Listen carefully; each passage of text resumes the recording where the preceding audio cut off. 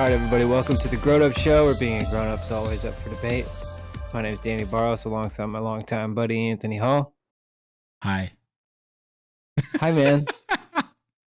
Guess what? It's episode 10. It's episode 10. I feel like that was worse than my just what's up. What's up, dude? I'm gonna go back to what's up. That was awkward. That was Yeah, cringy. like at least when you say what's up, it's like you sound like a normal guy. What's When you up? say hi, it's like Hi. It's like you almost sound like, hi kids. I've been thinking about that. I've been thinking about that since last episode, where I realized that I say what's up every episode like the same exact way. And I literally all week I was like, should I do something funny? Should I do something boring? Should I just do the same thing and like play it off? And I literally, up until this very moment, I had no idea what I was gonna do. And then for some reason I settled on the awkward hi. Hey, man. Ah, man. It could be worse. It could have been way worse. It could have been. I was like, should I have exploded and been like, hey? I don't know. I think just the excitement that was in that hi was just like totally reflective of, I think, just the weeks that we've been having, and yeah, I think we're both just a little bit burnt out here, burning the candle at both ends. So yeah, man. Just needless to say, let's just get right into the beer and hopefully make our troubles a little bit better. I can get on board with that, man. You're up this week. I'm drinking a fun one this week, one that I'm excited about. It's a brewery that I've been really hot on lately. I really love it. Really love this beer. It is called, check out the can. It's called Socks and Sandals. Oh, that's offensive. Socks and Sandals from Humble Sea Brewing Company down in the great Santa Cruz, California. Santa Cruz is just one of those places for me. I was thinking about it while I was enjoying one of these beverages, where it's like, if the rest of the world got like wiped out and only Santa Cruz was left, number one, I don't think that they would notice that the rest of the world got wiped out. And number two, I think they would completely survive like within their own little bubble, because like there's so much agriculture down there. There's so much it's the whatever attitude. Whatever. Yeah, like hippiness that's just going on, and like they're all just like self-sufficient, Yeah. and it's just a really cool vibe. So big shout out to the guys at Humble Sea. It's a Foggy India Pale Ale, which is kind of another way of saying hazy. So 6.5%, tons of hops, Citra, Centennial, Simcoe, and Chinook. So love this one. This is a great one. So if you ever see Humble Sea around, make sure you give them a taste. Nice. Bam. Let's hear that first. There it is. What it is. I'm rocking a Awesome Sauce Hazy IPA at Ascendant Beer Company. Oh, I love the name, man. Bam. Awesome Sauce. Awesome Sauce. Sounds like something Cartman would say. Yeah. Awesome Sauce. It is out of right here in Portland. 6.1% and 42 IBUs. So I have not had this one. I've had another. I'm dropping the ball everywhere. I totally said over the crack. Well, whatever. I've had another IPA from Ascendant, so I'm assuming this is gonna be good. Oh yeah. It's nice when you can find a brewery where like you've had 2 or 3 different ones and they've all blown you away, to where at that point you're just like, yeah, just throw it all at me. I don't care. I'm sure I'll like it. Yeah. No, they're good. It just, like, I feel like some companies, when you drink their beers, like you can tell there's obviously like huge taste differences, but there's still like that quality of taste. You know what I mean? Oh yeah. Like you taste the differences, but it's like an M&M compared to like the non-labeled M&M, where it's like still like it's still like a milk, still chocolate but covered not the same peanut, but it ain't the same. Right. So yeah, it's kind of like my guys down in Half Moon Bay at Hop Dogma. It's like they're just such good chemists when it comes to the beer that like I'm not really a stout guy, right? I don't really like drinking like the heavy dark stout ales. Mhm. But I tried one of theirs recently as it was like a pecan pie pastry stout, and just by the name of it, like I was like, I gotta try this. Like this sounds like pretty cool. Like it was amazing, and like I'm not really like a stout guy, but like that's just an example of when you trust brewers who have never let you down, chances are they're never gonna let you down. Yeah. You know? So Yeah. get you some. But what's up, man? So how's everything been going up there in the big Portland? Things starting to calm down a little bit around town? I Or are they mean, still kind of uh, crazy out uh, there? I don't know. I don't go near downtown. I have no idea. I have no idea. I'm out of as much out of the loop as you are as what the fuck's going on in downtown. It's probably Uh, accurate. and I hate to be a douchebag if it comes off that way, but I also could care less. I think I just like I've said before. I think we're past the point with the protests here that they're doing good, and I think they're just for drama. Yeah. Yeah. That is Well, I that mean, is 100% a personal opinion. Also a personal opinion from someone that has not been down in the front lines protesting. Not that I wouldn't. If it was a different scenario, I would absolutely support yeah. Black Lives Matters. I just, like I've said in the past, I live in a household full of sensitive people to illnesses right now. So it's just the risk is too high for me. If this was strictly Black Lives Matter movement right now and no COVID, I would be supporting Yeah, in but definitely multiple makes it a different ways. challenging situation to Yeah. like, are we gonna go do this or what about this other thing? But I'm just excited that the protests in general are still continuing Oh yeah, it's because amazing that the that they're conversation still needs to continue yeah, and legislation and changes and all that stuff needs to still happen. And so yeah, at least it still brings the awareness and the forefront of the conversation to everyone's mind. So there's positive effects, being done about it. But I hope everyone just continues to go about it smart and safe. And I think that the opportunity that people use to vandalize things and do a lot of that stuff has passed. yeah, Hopefully, no one's tolerating that stuff anymore. And if you're going to protest, let's do it peacefully.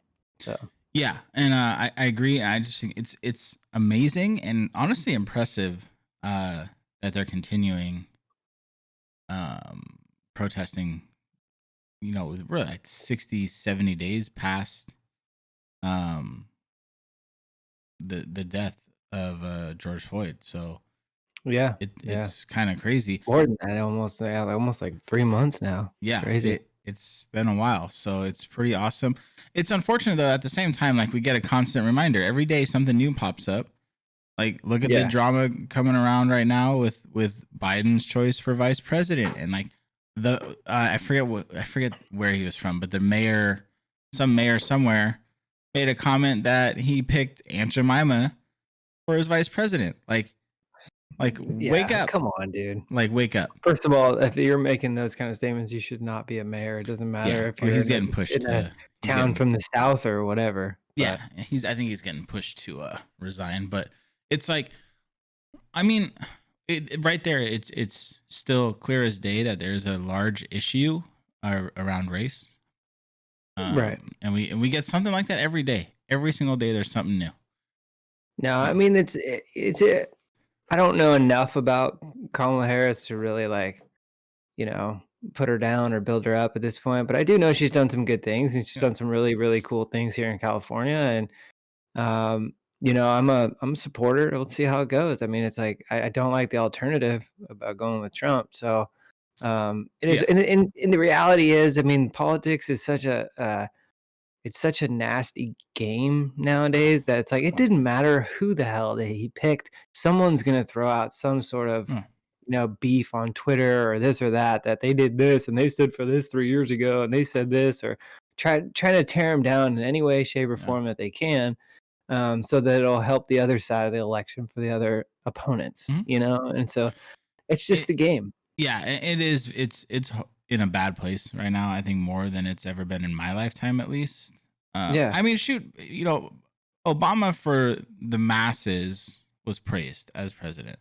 right. If Biden picked him as vice president, or if Trump picked him as vice president, some people somewhere would find some craziness to talk about it.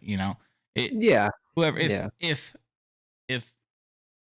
Lincoln climbed from his grave and was selected as someone's vice president, someone would have an issue with it. Like Yeah. there's Yeah. no For sure. there's no perfect choice. I am No, the not cancel culture familiar. is real. Yeah, and yeah, it's huge right now. I am in the same boat as you. I have no real knowledge, um, but I've heard that she can be pretty cutthroat. But isn't that kind of what you need at the same point? So I don't know. I think I think the choice is gonna be better than the alternative as well. So Yeah. Yeah. No, um, we'll see how it plays out. I'm excited. Should be a fun little race. Check yeah, it out. Should be yeah, entertaining to say the least from where we're sitting. So, you yeah. know. But speaking of from where we're sitting, let's get into some gaming news, man. Let's see what's going on in the community. Yeah, so this What's going on behind the screens, dude? we finally got some large updates on a couple of the streamers that have been MIA. First and foremost, the doc has returned to streaming. Yeah, Um, in a big way. in fantastic form as always. He decided to stream on YouTube. We know it is not a signed deal. There's been some chatter that he may even split time and do some streams on Facebook Gaming and his own website. Um, and you know what? My first thought of that was that's kind of interesting, but this guy is a mastermind. It's been proven. The fact that he literally dropped a video on YouTube or on excuse me on Twitter saying that he may return to streaming as soon as today, and this was on Thursday, and he went live on Thursday afternoon with just a video with some music playing. It was like a gas station with his bogus Lamborghini or Ferrari, Right. whatever it is. And it's just a Photoshop picture that him or his team created. It's great graphic art. And it was actually entertaining if you watch it. This is fascinating. So it was just this image, had some little graphic movement here and there, nothing major. But it was just playing music, and then every once in a while you'd get a news update from VSM News, which is the abbreviation for one of his big catchphrases, which is violence, speed, momentum.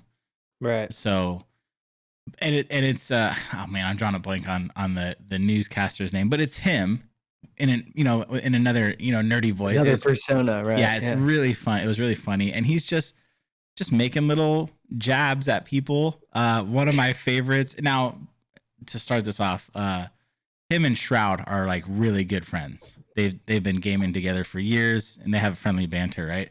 So right. One of the little news things that popped up is him going, breaking news. Shroud's scooter has been finally found on the side of the freeway, but it's like the tables have turned. It's been found, but yet Shroud's nowhere to be found, or something like that. It was really funny, just making fun of the fact that Shroud's been MIA since Mixer closed. Right. So, and then he made a couple jabs at some other people. He is not. He's that not like listed. Stream went on for like how many hours though, right? And he never actually showed up. Yeah, so I'm getting to that. But he made some other little jabs. Like one of the big ones was he's not listed for Streamer of the Year this year, which is kind of like surprising because even though like the ban happened, he's done more than most of the people that are listed as options. Yeah, so it generates way more. Too. Yeah, so he kind of clowned on that and some other things. So this ran for I think almost 24 hours, and this is what makes it funny. The peak viewership on that was like 330,000 people, and he never even showed his face. Yeah. And this went on for 24 hours, and I checked throughout the day, back and forth. It was consistently over 50,000. I don't think I saw it until like midnight drop under down to like 30,000 people. So that means that at all times during this time, and news had broke that he's not showing up, and then he announced that he would be actually live himself the following day, and this was just kind of like momentum builder, right? Stream Right. was live. It was, he had his little news updates going. But it just goes to show the interest in this guy, where in the middle of the night, everyone by that time knows he's not live himself. 30,000 people are watching this live. Crazy. It's crazy, Like, dude. that's crazy to think about. Hell yeah. So the next day shows up. He pops on at about 1 p.m. Peak viewership. Now the numbers, there's been some conflicts with the numbers. Apparently the viewership that shows isn't always accurate, yada, yada, yada. But I think the screenshots that were taken, the peak was 530,000 viewers. In Doc's voice, that's 530 million viewers. So, but it was really cool to see. You could see the excitement on his face. He did address the ban. And to be honest, it was I didn't think we were going to hear anything. I thought he wasn't going to mention it. He did bring it up. And it was exactly what I thought it was going to be. He said Twitch has still not told them why he was banned. I had a feeling. Yeah. I had a feeling that was what was going to happen. And he in his voices and stuff, he says that, and then he says, backs off. He goes, "No way, bro!" Like acting as one of the viewers that's anti him. "No way, bro! I'm not buying it." And he's like, they haven't told him, and he said he thinks it was a cockroach approach. And I quoting him directly that there was the ban happened. There was no communication beforehand, nothing after. And then he kind of said something that the legal teams have to talk about because big money was involved.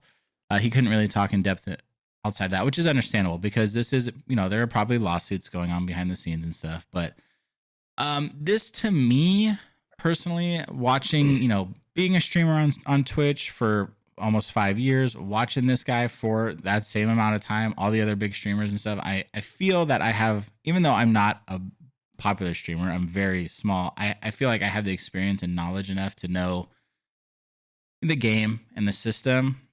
Right. And this has made it pretty clear. I'm almost 100% positive that Twitch saw that Mixer went under, saw that was their competition or their supposed competition. Yeah. This happened weeks after they signed Dr. Disrespect to what was apparently a double-digit millions contract. Upwards of over 10 million. We know that. We don't know the exact number. We don't know how long it was, anything like that. I think it's pretty apparent, and this also comes from my experience with Twitch and how they handle bans and how they're very, they're not very straightforward. They'll ban someone for this and not ban another person for the same thing, and they're just very all over the place. They don't have any real guidelines to follow accurately.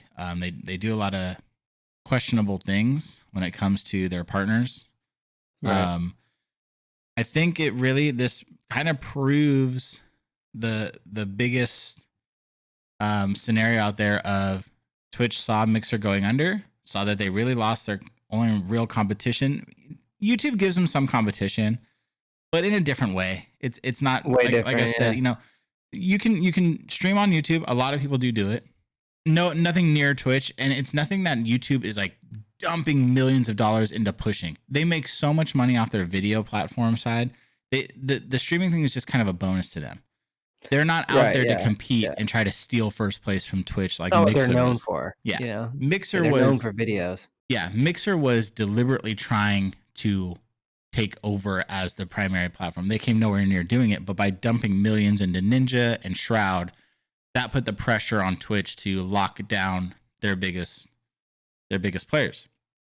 So Mixer goes under. Twitch realizes, oh, we don't need to give this guy millions of dollars. So what do? They probably went back through his VODs, found a VOD of him, doing his stupid Asian accent, which he hasn't done lately, but he used to do his little Asian accent, and oh, that's against terms of service, racism, whatever, something. It could literally be anything. The guy's name is literally Dr. Disrespect. Yeah, you're gonna find. You can find the littlest thing, and they just yanked it. Oh, no, banned. This is why. When it comes down to it, we'll point to this video and say this is why we banned him, and it'll be and if it ever does truly come out, I can almost guarantee you it'll be the stupidest thing. It's gonna be a laughing stock. But it did. Well, all his stock has gone up since. Well, yeah, and you know what? The second he it's got like banned, you're not doing anyone any favors. No, and I think I said this. I might have even said this on the show. I know I said it to you. That's exactly what I knew it was going to happen, as long as the ban had nothing to do with anything like sexual abuse or assault or something that's, highly shamed upon. Exactly. If it's something as, and I'm not saying his Asian accents are okay. I believe he has some kind of Asian in him. Just my opinion from his look. If you see him without, he has some features. I could be completely wrong and being ignorant right now. I don't know. But it's not coming. It's when he does it, it's coming from a joking comedic point of view. It's not coming from I hate Asians, I'm making fun of them. And if anybody ever knows, like, I mean, just like like the gaming community is ruthless over the airs, and the amount of shit that they talk, to one another, and the things that they say. So it's like I get called the N-word every single night in Call of Duty. I know. I swear to God. Every single night, I get called the N-word at least once. Or I get called or something like that, One or the other. Every single night, it's a guarantee. Oh, for sure. The only reason I keep game chat on is because most of the time, it's really funny how stupid these people can be. But unfortunately, a lot of this stupidity comes in the form of racism as well. So, yeah, it's just complete negativity. Yeah. So, But yeah, but when you're on this type of platform like he is, it's like, unfortunately, you're under a bigger microscope and everyone's kind of watching what you say. And so you're kind of held to a different standard as you and I are, know? Yeah. So. But regardless, he was back. It was a fun stream. I actually watched the whole thing. I have the perk at work where I can throw it up and watch it and still do my work. It doesn't affect my metrics or anything. So I got to kind of just have it in the background, check it here and there. It was really fun. You could see it's just fun seeing how giddy he was. Like you could see it in him. He was just so amped. And it's something like if you've watched Dr. Disrespect for any amount of time, and you get through those conversations where it's really Guy Beam talking to you because he comes out of character a lot. You know that this is this guy's passion, and he is more driven than probably realistically due to any other big time streamer. The guy just is unreal, and it shows. So I want to give a couple little numbers and we'll move on to Shroud because we got some Shroud news too. But just to kind of put it in perspective here of what's going on and how big this guy really is to the gaming community. YouTube only really has one other major streamer. They have streamers that are good, but major players. It's a guy named Courage, very popular streamer. He came from Twitch. He made the transition over. Courage averages 7,000 to 10,000 viewers a stream, which is really a good number. It's not a bad number at all. It's a good number. Right, yeah. Dr. Disrespect's not including his first stream because you can't really count that because that's, it's all hyped and everything. The numbers blow up. At the lowest point, I think he was at like 150,000 viewers. Like it never dropped under that the entire stream. Second stream never dropped under 130,000 viewers. I think it was yesterday. He streamed his third time. Same, 130. And it's gonna probably it'll die off a little more. But he's gonna continuously pull around 100,000 viewers every single time he's like, and you have to kind of think about it. This isn't like a YouTube video where it captures your view, every view that comes across it. This is people that are literally sitting there watching the stream live. 100,000 people. It's very different, His videos, if you go to the top YouTube guys right now, which is Nick Merckx, Tim the Tapman, Cloaksy's kind of up there, Cypher PK. There's a handful of them. These guys are they're doing their streams every day, and then they're pumping out videos on YouTube. Okay, I went through just to kind of get an idea. Nick Merckx is really like one of the top dogs right now. His videos, his past 3 weeks of videos, I think one video peaked at 800,000 views, but his average is about 500. Right? Dr. Disrespect's videos are borderline touching 1 million views. This is not the stream. The videos after the fact within a day Right. or 2 days. And if you look through the history of his videos, they're all higher than these other guys that are top on stream. So it just goes to show you that much more. Like, Yeah, he's got the interest there yeah, like for it, sure. and it follows him. It follows him anywhere. So, I got a question for you though, like real yeah, quick.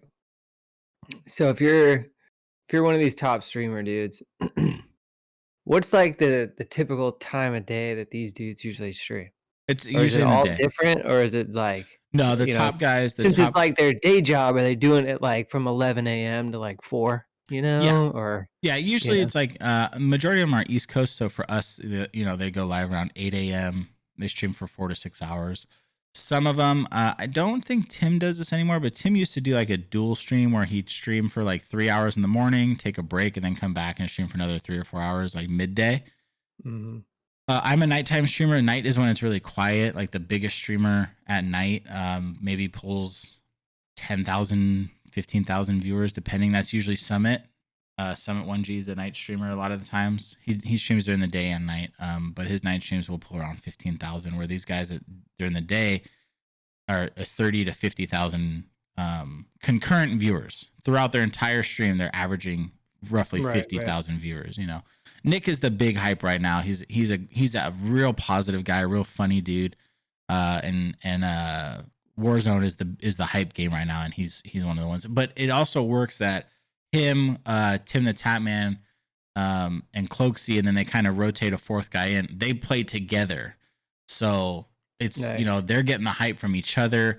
They're talking crap to each other through their YouTube videos and stuff. It's really funny. So No, they yeah, feed into that's each other. entertaining to watch for the viewer, Yeah, and it's funny because like if plus you're whoever's into these playing against guys, them. yeah, and if you're into these guys, like they really the way they work together, like you can watch a Tim the Tatman video, Nick Merckx video, and a Cloaksy video, and get a different laugh and reaction and feel to all three of the videos. And the funny thing about it is, majority of the times, all three of those videos is from the same exact game that they played. So you're watching the same game three From times, 3 the same different match, perspectives, yeah. like the same match, three Yeah, times from three different perspectives, and it's just as entertaining as the last one. So, that's cool. um, yeah, it's very time consuming, but I kind of skipped through a lot of them, but it's just fun. But it just goes to show like the power and interest that Dr. Disrespect really holds. That Hell yeah, man. he's not only burning past these guys, and the reality, and also the big thing is Ninja. Ninja is the top streamer, of all time. Apparently, his return stream, of course, didn't come with the hype and interest about with the whole ban of Dr. Disrespect. His return stream to YouTube, he peaked at 120 or 130,000 viewers. Yeah, Dr. Disrespect tripled that it didn't at the show up. least, and yeah, it technically doubled it without even showing up. So, yeah, but and just like to show, also to mention real quick, to show how much on another level this guy is. He played this new game. I have no interest in this game. It's like Rogue Company or something. It's another shooter game. It looks interesting. It just doesn't look my type of style, right? It was a sponsored stream, which means that they paid him or gave him some incentive to stream it, Right. which is fine. A lot of streamers do that. It's totally normal. He was into it though. He was really liking it, and he had mentioned. So to give a quick back history, I think I've said this before, but real quick, Guy Beam, who's the person behind Dr. Disrespect, he used to design maps for Call of Duty. So he always has input on their maps, and he was Yeah. giving them a lot of great credit on their maps. He was saying, but I think they're missing one type of map, blah blah blah. So Rogue Company straight called Dr. Disrespect out on Twitter and was like, "All right, Doc, how about this? You got 24 hours to design a map." And Dr. Disrespect not only agreed to it, but just destroyed it and dropped 24 hours later. He wrote out a map, threw it into Photoshop, made it all super clean, dropped it, and they're just like, everyone's just like, what the fuck, dude? Like, this guy just straight in 24 hours designed a full freaking map. Like, if you look it up on Twitter, it's pretty sick. Dude, So, I and gotta they're check gonna that roll out. with it. I guess they're gonna give him the time to turn it 3D, And I then wonder what they're gonna name it. it's going to be called the Arena, which is Okay. perfect because that's, Dr. Yeah. Disrespect in his arena. That's, Yeah. so Champions Club in the arena. yeah, it is it's not some over, you know, this crazy over the top map. It's a very straightforward uh tight map, so more aggressive play. But just the fact of how clean it is and how professional it is, and he is 100% the one that did it because he's done that in the past. There's been Well, streams of yeah, him where he's gone through got streams where the he's showing expertise. his maps that he's drawn up, and he's really good at it. So it just and it's just another thing that adds like this guy. When people call him out, he accepts the challenge, and this one destroys it. And now they're legit it looks like they're gonna legit make a map that he designed.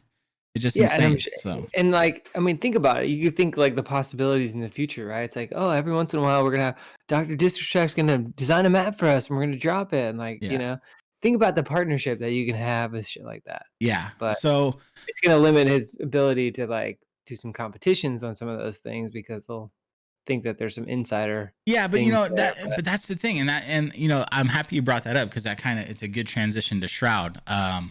But last thing on Dr. Disrespect is it I just want to say again, it's just really cool to see him back. Just as good, if not better than ever. I got some great laughs the few streams I've watched and checked in on. The downside, which I hope someday something changes, is because he was banned from Twitch. The top Twitch guys, which are all guys that played with him, all these guys that I've mentioned, Tim, Nick, all these guys, they played with him all the time. They missed Right. this guy.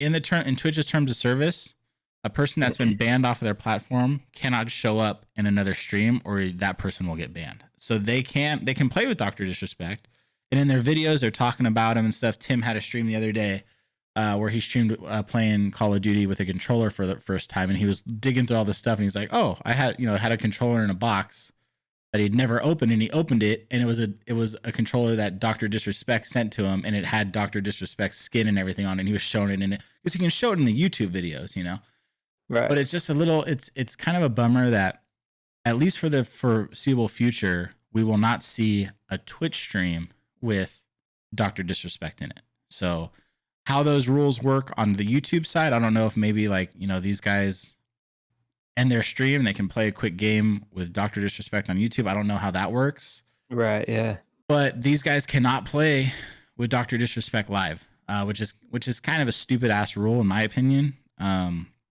Hell yeah. But because the world wants to see that. Yeah. So you're mentioning of competition is a good transition to Shroud. So we also have Shroud has returned now. Finally, he's come out of nowhere. Shroud's been around. He's been surfaced. What's that? Said he has surfaced. Yes, he has surfaced find with his a new sphere? look. That was surprising. So he returned to Twitch. He's been dropping some little random teasers over the last 2 weeks that were, no one could really put anything together with him. Then he finally announced on Tuesday. What's today? Today's Thursday. So Tuesday he announced his return to Twitch, which was Wednesday. He came back with a goatee, which was a big shock because he's always had this baby face. Like he almost looks like one of those faces that you didn't think could grow facial hair. Yeah. And this guy's got a goatee now that I'm sure Dr. Disrespect. Oh, you know what? Actually, this is the fun, friendly banter between these two. Dr. Disrespect just posted a picture on Twitter of Adam Sandler in that new Netflix movie, Uncut Gems. Oh yeah. Because he has the goatee, Yeah. And that was it. Didn't say anything, and everyone instantly knew exactly what he was talking about, right? So it's just really funny. Have you seen that movie yet? I have not, but I keep hearing great things about it. I'm gonna check it out. But it was just a good laugh. But here's the fun fact. A lot of people were thinking that Shroud was going to go back to competing because Shroud used to compete. Shroud is probably, one of the greatest gamers of all time when it comes to pure skill. He's been accused for cheating for decades. I feel like the guy is just unreal. But he decided not to. He came back. So this is the fun fact. He also was right around that 520, 530,000 viewership mark.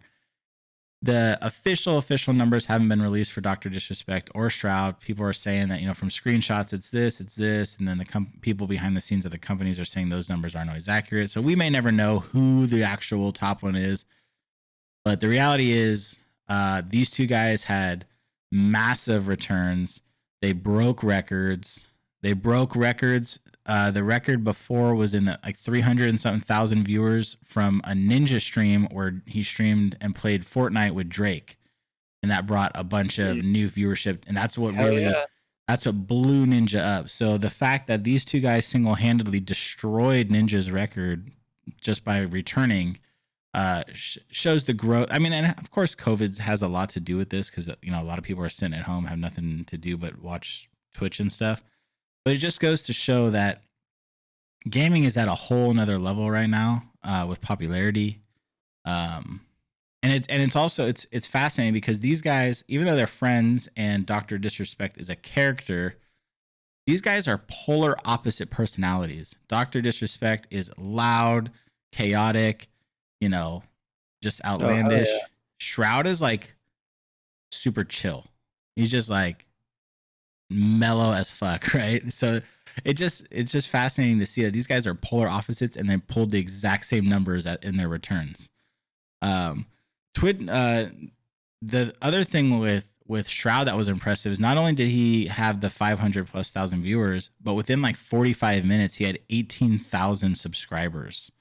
Damn. Which you guys listening and watching can do the math, but to subscribe to someone on Twitch, you have three options. You have a $5, a $10, and $25 option. So if everyone does the standard $5, that's split in half. Half goes, $250 goes to Twitch, $250 goes to the streamer. So within 45 minutes, Shroud made almost $50,000. It's crazy, dude. I mean, it's insane. It's absolutely insane. So, and again, that's just off the subscriptions. A huge part of these guys' income is donations. I watch Dr. Disrespect, and I'm not exaggerating when I say there's like a top bar on YouTube that all the donations and subscribers keep sliding across. And I'm not even kidding you. At this pace, this is what you see.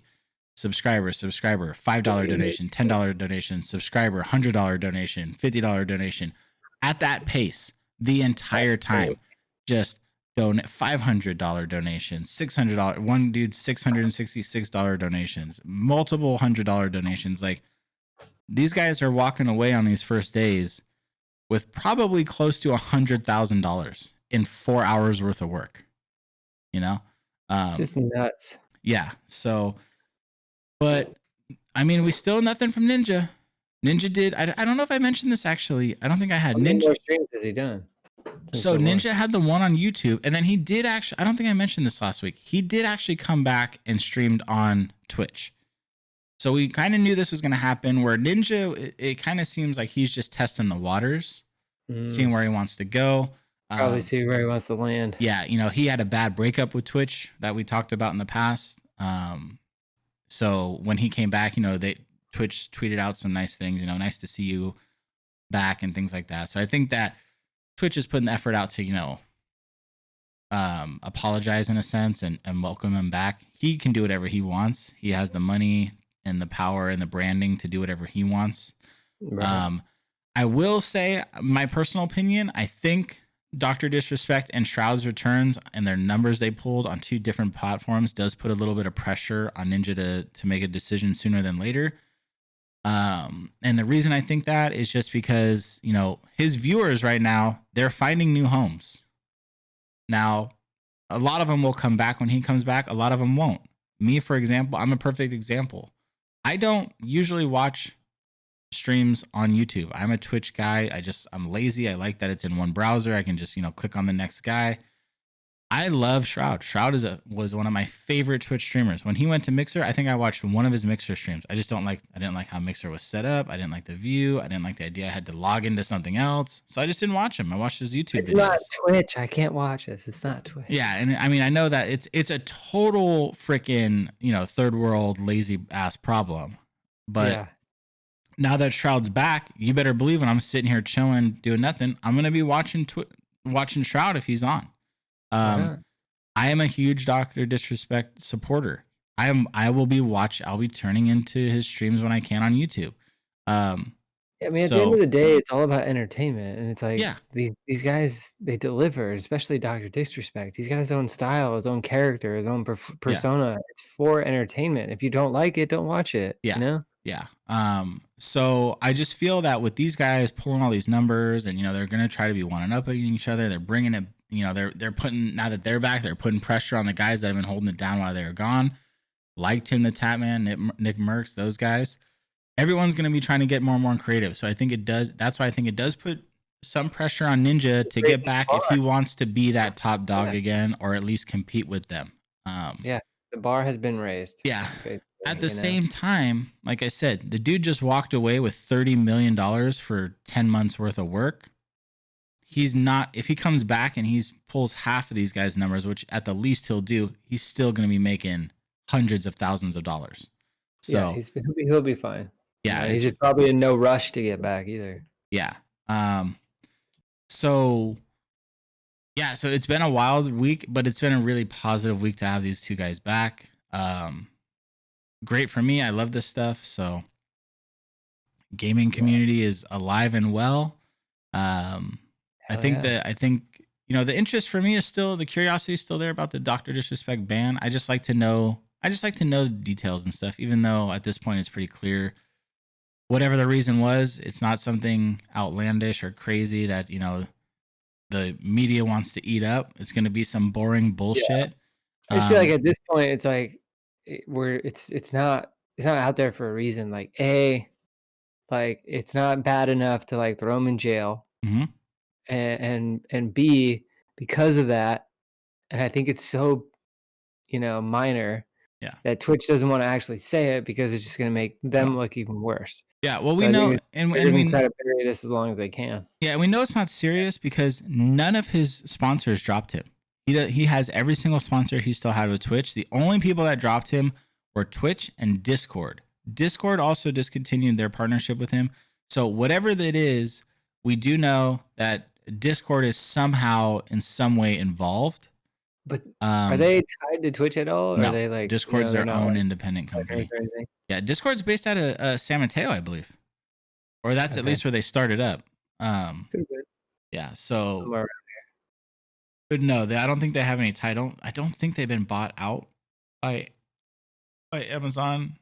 Um, Maybe I not think yet. there's not yet, but so there is that unique aspect is why did Discord drop him? But there was a moment where he's sponsored by G Fuel, and there was like one day that on the Twitter G Fuel they swapped the banner because their banner has Dr. Disrespect, but then the next day they put it back. So the word on the street is that was just them, reacting and trying to get ahead of if whatever was going to happen. And then after Right. probably talking to Dr. Disrespect or his team or wherever, they realized that, oh, it's nothing like that's going to Nothing look major. bad on our company. They put him back up there because, his sponsors got to know, like, whatever Oh yeah, happens, it's just going to blow up, which is exactly what right. it did. It did And in this nothing case, but it's one of benefited him. those, like, negative publicity things that's turning into positive publicity Oh, yeah. for everyone, especially Doctor Disrespect, Yeah. and it's definitely gonna, bode well for all of his sponsors, Yeah. supporters, you know? Yeah. So 2 out of 3 big dogs are back. Waiting on Ninja. We'll update when that time comes. But that's really it. The only other thing we got is mainly for you.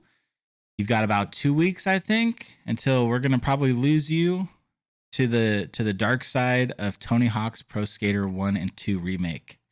Yeah, Uh, I'm so stoked for that. there Like, there has been some beta testers that have been not able to release the information yet in detail, but they're basically the one feedback that they haven't been able to say is that they feel like true Tony Hawk skater games because after oh, yeah, uh, and that's what's so the much fun about them. the later ones when they started putting in the slow-mo stuff is when they kind of lost what Tony Hawk's Pro Skater was. Yeah. The people that have been playing the beta and the private access have been saying that the games feel good. I They can't feel wait. good. So I can't wait for that game, yeah, dude. I'm sure you're Like, I gonna be follow pumped. Tony Hawk on Instagram and everything, and, like, he's constantly, like, posting information and promos about it and stuff, and Yeah.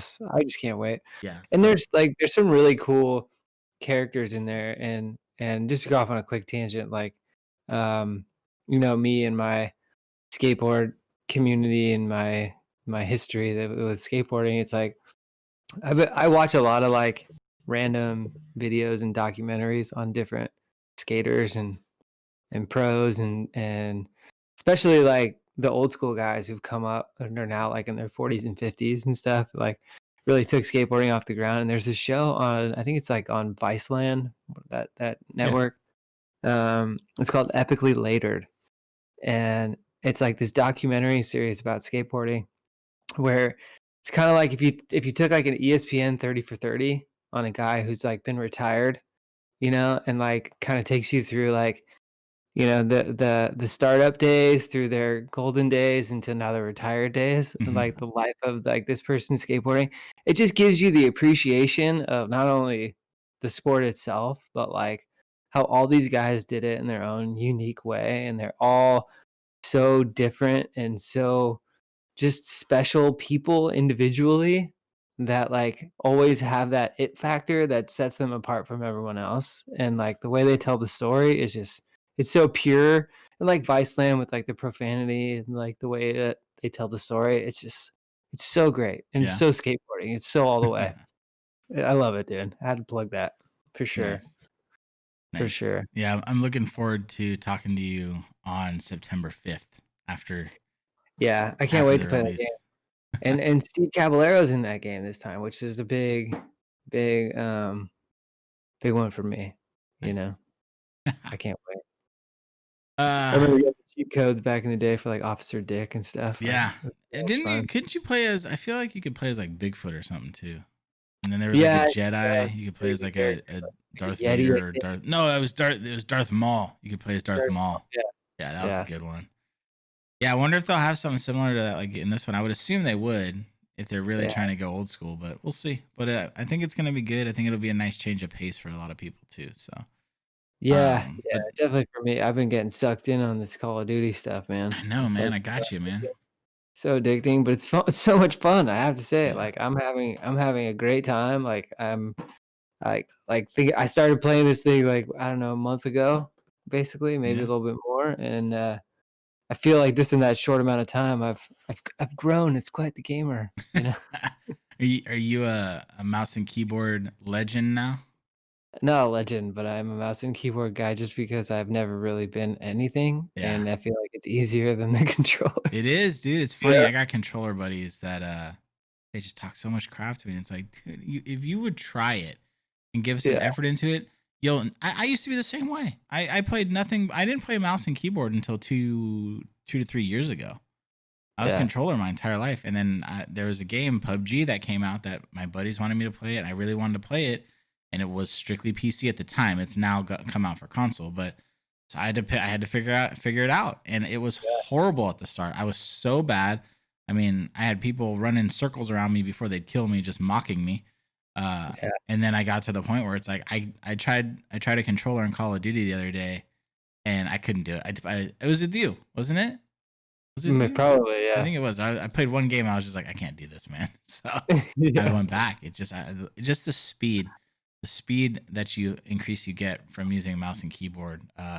It's unparalleled. So But it's cool. I mean, it's like unparalleled. talking about Tony Hawk's Pro Skater, it's like that those are one of those games where you have to use a controller. It's like when you're Yeah. flicking So the there are skateboard, it's certain games that I do yeah, still use controllers for, but like shooters, no just way. makes But like sense. driving games, some RPG games. I actually just went through. And I want to move on here, but I'll say this real quick. I just went through. There's a Star Wars Jedi Order game that was really good, and I played it with mouse and keyboard because I couldn't find my controller to hook up to my computer, and it was brutal. Just some of the maneuvering and stuff. I got frustrated sometimes. So there are definitely still games that are meant for a controller. When it comes to shooters, especially first-person shooters, I don't. And I mean, this is an age-old debate. There are pros. Nick Merckx is one of the best Call of Duty players there is right now. He plays with a controller. Yeah. So it's like it's still even up to the pro level. It's up for debate, but for me personally, I can't do it, man.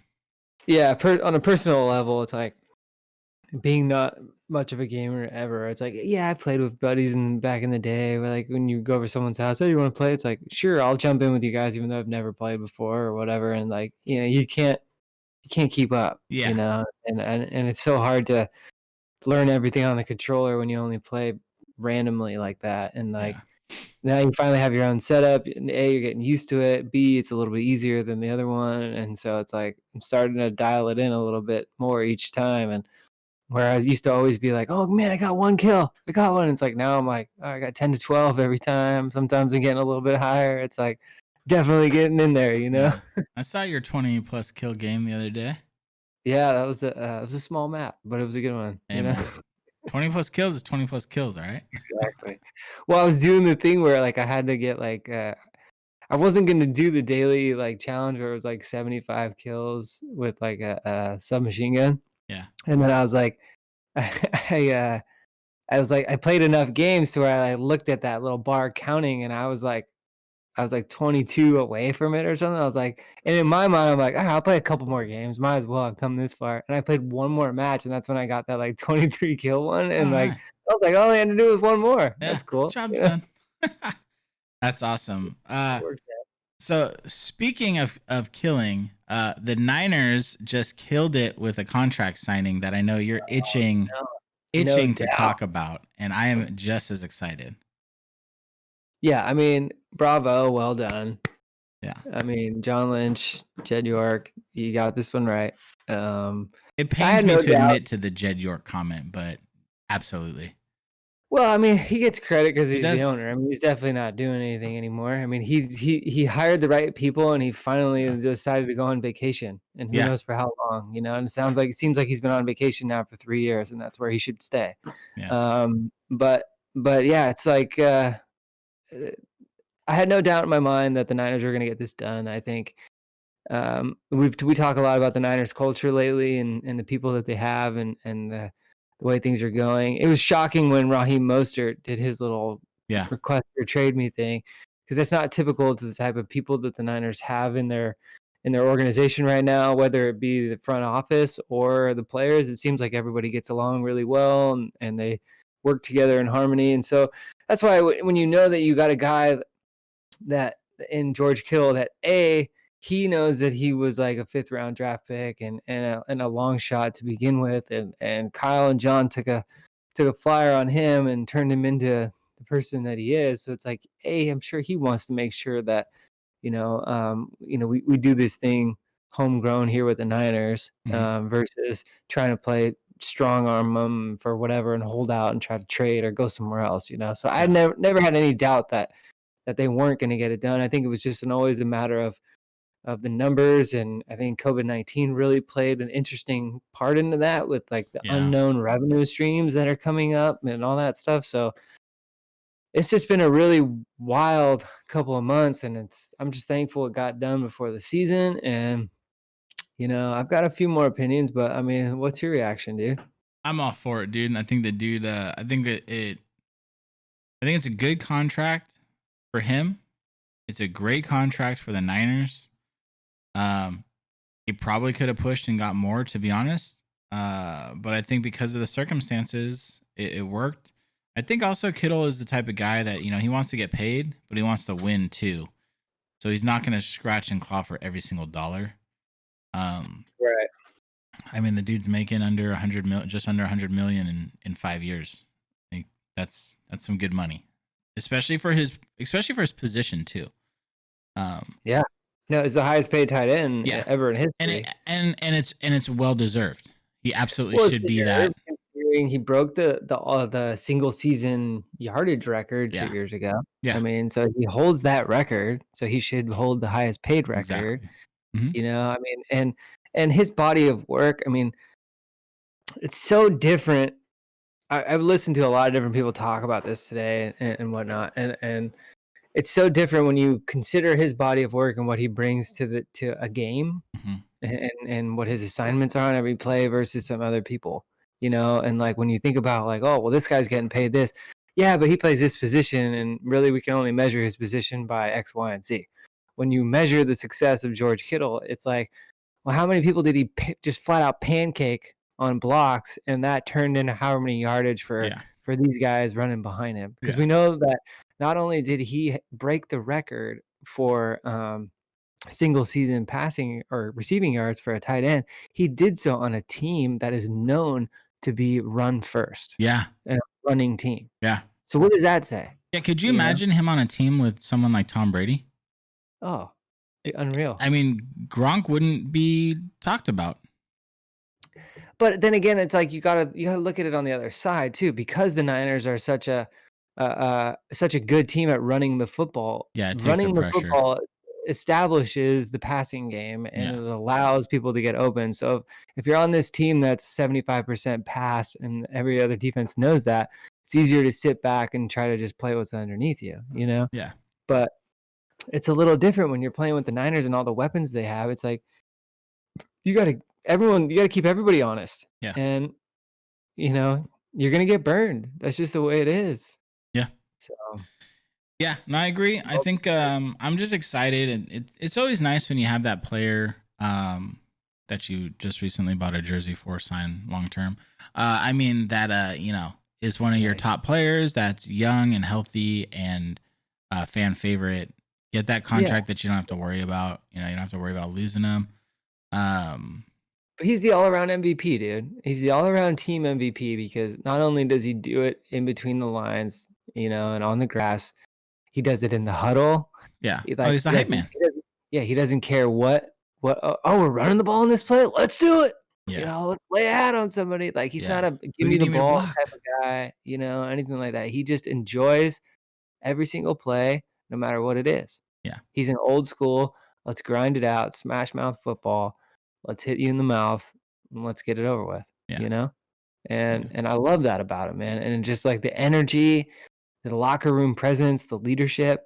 I mean, there's not too many people who get drafted as a 5th round draft pick and are standouts in the locker room their rookie year or maybe their second year. It's like there's a lot of people trying to tell those type of guys to tone it down.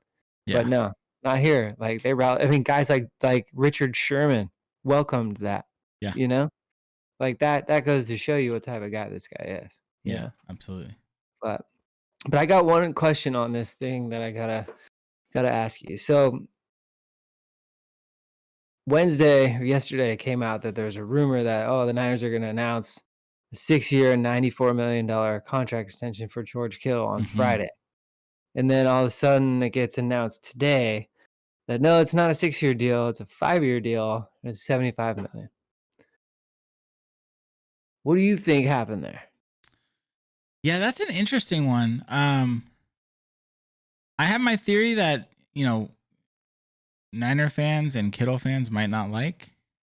Let's hear it. But it's similar to other scenarios. Let's hear it. I think that's what he wanted. I don't see it coming from him directly, but someone on his team leaked it, and the goal of it was to put the pressure to get it done and get it as close to that as possible. That's just my personal theory. It just kind of paints the picture. The reason for that is for the fact that it's announced the day after. I've seen similar things like that. So that is my personal theory. I could probably be completely wrong. It just, you know what it reminds me of? It reminds me of, completely unrelated to sports, but just the process. It reminds me of the footage Ryan Reynolds leaked of Deadpool and what that did, because that was a movie that had, a lot of people had concerns of, a lot of companies had concerns about making it rated R. And so what happened is Ryan Reynolds and his team, they leaked the test footage and the internet exploded to the point where it put pressure on, I think it's Sony, to make the movie. Yeah. And I feel like it's just a power play. And I want to add, if I am any bit right, I don't think it's a negative thing. I don't think it's a negative thing on Kittle or his team or anyone. If that is what happened, again, it is my personal opinion. I have no idea. But if it is something, it's a smart move. And if it is something that he did, it obviously worked. Yeah. Yeah. So, I mean, I think, you could have like scenario A, B, C, and D. And I definitely think that that's scenario A, and it's certainly possible. Um, Scenario B in this case, I think, is, you know, a guy trying to make a name for himself in the media world, finds himself a source, hears something, tries to report it to be first. On one hand, you got everybody talking about it, regardless of if it happened or not. So you did a good thing. B, your credibility is a little lacking right now because it wasn't 100% accurate. And so the Mm-hmm. next time you got to break something, no one's going to really like latch on as hard as they did this time. So that sucks for you. Now, I want to peel the onion back a little further, and I want to remind you of a couple things, and then lay out another situation. So, um, when John Lynch was originally talking to Jed York about becoming the general manager, one of the major things that or the first thing that he called him about was about leaks within the organization Mm-hmm. and things getting out. And the Niners had a big problem with this right before they hired the Lynch and Shanahan sort of regime. Mm-hmm. And basically he gave Jed York a test about, hey, like, let's not announce this for a couple days, and if everything goes well, you got yourself a deal, and yada yada yada. Things went on. Everything went on well. You haven't heard leaks coming out of San Francisco since. Nope. Okay. Um, so part of me is wondering, I'm trying to connect the dots here. That what if I feel like there could be a scenario where there could be, because Kittle came out yesterday and said, "Don't believe everything you hear on the internet." Yeah. So Kittle obviously, whoever reported this heard something that might have been part of the conversation, but it certainly wasn't a done deal. Yeah. And so Kittle basically debunking that could be like trying to say, "Hey, you got to the news before us," or it just could really be that you're not accurate. It turns out you're not accurate. So Yeah. where I'm going with this is like, could it be that maybe they had some inside questions about a few individuals within the organization and told a few different individuals a few different figures to see which ones would leak out into the news? And then Mm. now you have your squeaky wheel that you need to oil and take care of. You know what I mean? Yeah. So there's a scenario there for you as well, which I think is certainly possible. But I think is the more likely scenario is that just the sheer fact that a 6-year deal at 94 whatever would have been the exact same deal that he has right now, just with an additional year at the same average salary. So it wouldn't have really, it's essentially not any different of a deal than is right now, and just would have locked him up for one more year than it does right now. Yeah. The reason why I feel like they went with 5 years instead of 6 is they just gave Lynch and Shanahan extensions that go through 5 years, not 6 years. Yeah. So Kittle could be thinking maybe they offered him a 6th year, but he turned it down and said, "No, I don't want to be locked. If you decide to move on from them, I don't want to be stuck here Yeah. without Because them." that 6 year You will be know? a rebuild year, Exactly. and he'll be in his, you know, towards the middle end of his prime. Right, and we Um, haven't seen anything about, like, no trade clauses or this and that, but if there is a no trade clause, then that really fucks him over for, like, yeah. that back end 6th year, you know what I Yeah. mean? So, I really think that this guy's saying, "I'm getting enough money, I'm gonna continue to play, but I don't wanna, like, I wanna leave more options open down the road." Or Yeah. maybe the market will reset itself again in 4 years, and I wanna reset it on the 5th year instead of the 6th year, you Yeah. know what I mean? And so, I think you get into certain contracts that are too long, they can be bad, and in this case, I hope that this was the situation where it was more of a business decision on both sides to say, "Let's stick with a 5-year deal because it gives everyone more flexibility, and it aligns so many more things with the others," Yeah. you know? So that's the way I see it. And we could have gone some other negative ways, but I really think in this case, it's a matter of right now we're dealing with the perfect marriage, and let's not rock the boat, you know? Yeah. So Yeah. I like those theories. I get your theory about the whole squeaky wheel. My only thing, I mean, it's a much more unlikely scenario than yeah, all the other ones, but the it's thing still that certainly a makes, possible one, oh yeah, you it's know? absolutely a possible one. The only thing that makes me feel like that's the least likely is just because we haven't had anything Right. leaked. So I feel like that would be kind of a play that's not necessary. And Yeah. in a in a role of John Lynch or even Jed York, these guys, especially right now, these guys are working 25, 26 hours a day. Yeah. I mean, realistically, I know Yeah. there's only Yeah. 24 hours. You get the point.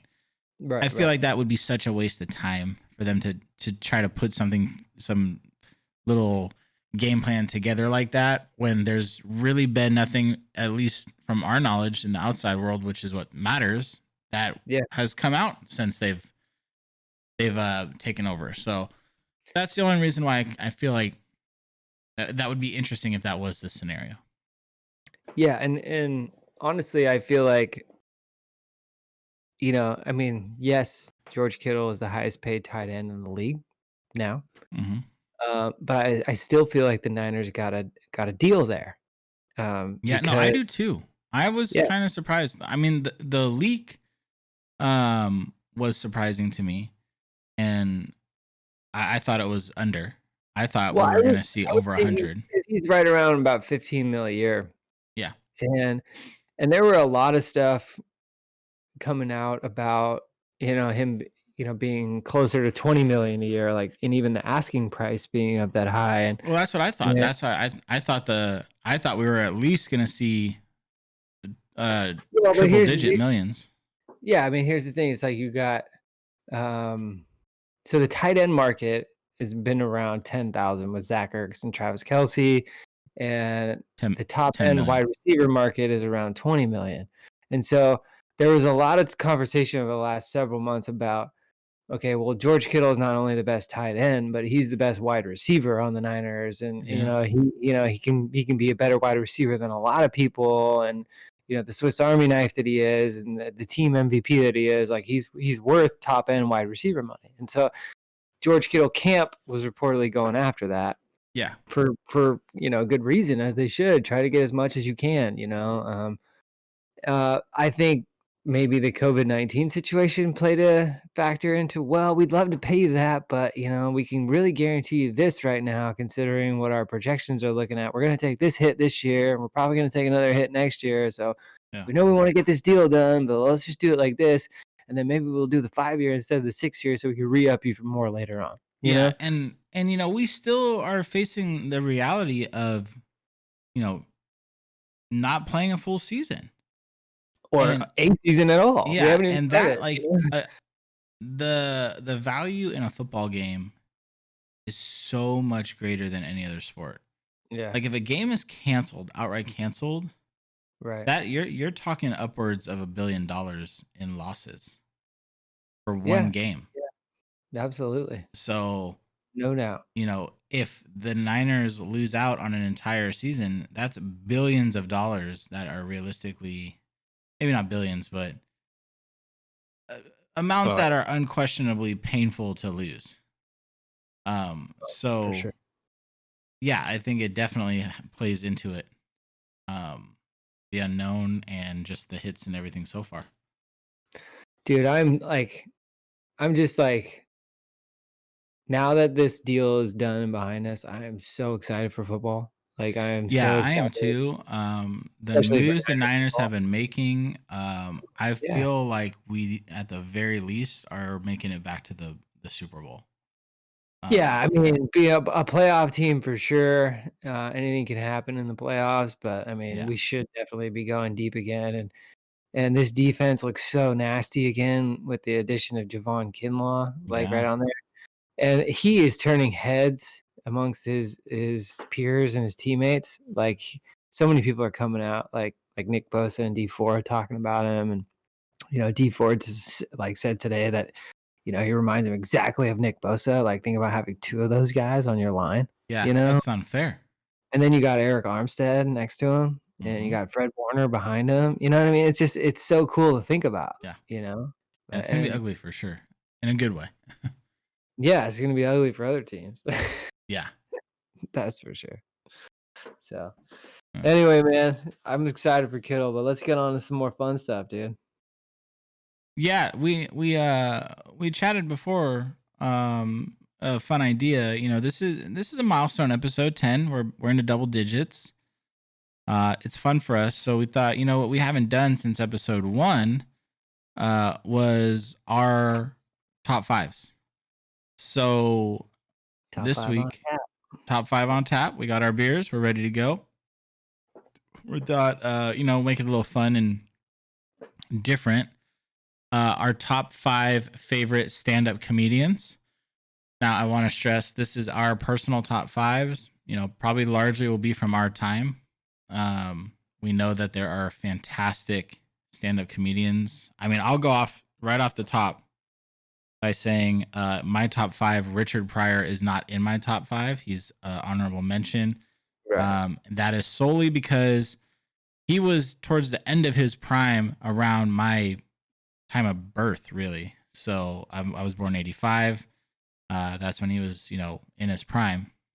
So he's a little before my time. I've gone back and I've watched a lot of his stuff. Absolutely hilarious. I feel in many ways Richard Pryor was ahead of his time when it comes to comedy. Yeah, definitely at this time. Yeah, Because that's why I absolutely love it. you know? Yeah, I've absolutely loved the content that I've watched from him. What a character. But a little before my time. So I think we decided, let's just go with our personal top 5s. Yeah, just so people know, like when we do these top 5 rankings, it's always like the 5 most that have impacted or touched our lives, Yeah. or we've been a part of. It's like we obviously know that there's a history before us. There's going to be stuff that comes, after us. So when we do a quote unquote greatest of all time list or whatever it may be, it's stuff that resonates with us from our lifetime and our exposure. Yeah, we're not looking at we're not looking at overall like if I was CD to say the best sales. baseball players of all time, like I'm not going to include Babe Ruth because I never lived in the 20s. It's like it's just the Yeah. way it goes. Yeah, So, and we're not looking at stats like comedians CD sales or when we did or when someday I'm sure we'll do baseball players or something. We're not looking at right. ERA overall and things like that. It's just our personal experiences with these. Yeah, there are those people. conversations to be had, Yes. over the course of eternity, but Yeah. not here. This podcast isn't about that. Yeah. Yeah. So You want me to wanna start off with number 5 or Yeah, what? yeah. No, go. All right. Number 5. This is a tough list. A really tough list, but number 5 for me has to be Jerry Seinfeld. Ooh. And I chose Jerry Seinfeld because I know there's a lot of people that like aren't really keen on the Seinfeld comedy. I am one of those. And His voice rubs me the raised wrong. your left hand while you did it. I did raise my left hand. Thank you for acknowledging that. Yeah, his voice is one that is difficult for me. But I actually watched his most recent stand-up on Netflix, and I really liked it. I actually really liked it. Love that one. I think it's because you're married again with kids, and like he talked a lot about the marriage aspect, and it was very relatable. Yes. You know? Yeah. But I will say so I chose Seinfeld number 1 because I loved the TV show back in the day, and just the impact that had on it. But that type of humor through the TV show, like the stuff that Larry David did with Curb Your Enthusiasm, like that type of humor to me is almost resemblant of the way that like I do that segment that we've done one time about the stand-up comedian thing where I think about something that happens in like the grocery store, because half the shit that they talk about or what happens on Seinfeld is almost something similar like that, where it's a basic standard interaction that happens to you in a normal life setting. But the Seinfeld way is to like, let's really overthink this and really, really like twist this in ways where nobody really meant that, but I thought they meant that. And like now we're contorting this into 25 different ways to think about it. And they all these are possible scenarios that could have happened, and they're all hysterical, and that for me is sort of like, it's part of the reason why when I'm at the grocery store or these other settings, like these thoughts come into my mind because I've been a Seinfeld fan, it's like, It's just the way it is. Yeah. But yeah, like his recent stuff is really good. I like some of his old stuff.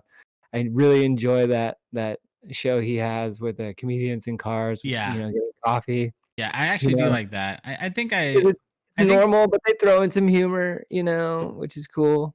yeah. But I think I like Seinfeld as a stand-up comedian. I think the thing that I just never really latched onto was the show. yeah, The show just wasn't for me personally. I mean, it's not like I'm not one of those people that like, oh my god, Seinfeld. My wife, if Seinfeld's on, she like starts like vomiting in her mouth, right? oh, For me, I'm like, if Seinfeld's on in the background, I'm not gonna go change it. I don't really care. But right, it's not something that I'm like gonna sit down and put on myself. yeah. But I can respect the number he has done fantastic things in comedy, hands Oh, down, for sure, for especially sure. the stand-up side too. So I feel like he should do more like hosting of like like the Oscars or yeah, something, or like shit like that. It's like yeah. Well, I think something. I think even kind of how he said it in the start of his recent special, like he's at a point in his life where you don't have to do any of that shit. Yeah, he only does what he He's got wants. money he'll never know what to do with. Like Right. he's doing the stand-up because it's something he wants to do. Yeah. And I think like the pressure that's put on people that run those shows, like he doesn't need that. He don't want it. I think that's Yeah. why I agree with you. I would love to see him do that. I think he'd be a phenomenal host because one thing he is good at is roasting people. Oh, for sure. Like For sure. and that's the Well, perfect he has thing. like the politically astuteness to like really come off and like I can do this in a way where I can polish it to where I'm not really crossing that line that hard. Yeah, And I'm but still it'd gonna be still be funny, good. Yeah, and I'm always wearing a suit anyway, so I'm always professional as it yeah, is. yeah. But I So also from my the things I've seen from him, he's not that much of a people person either. Have you ever seen the interaction with him and Kesha? no. Oh my gosh, you need to look Like that a up, dude. feminist interaction or something. It's the best. This is what made me respect Jerry Seinfeld. Is Kesha comes up to him at like after some award show. He's in the middle of being interviewed, right? And she Yeah. comes up to him and she goes like, oh, like I guess she's like a huge Seinfeld fan, right? She's like, oh my god, it's such a great, so nice to meet you. Can I give you a hug? And he's like, no, I'm okay.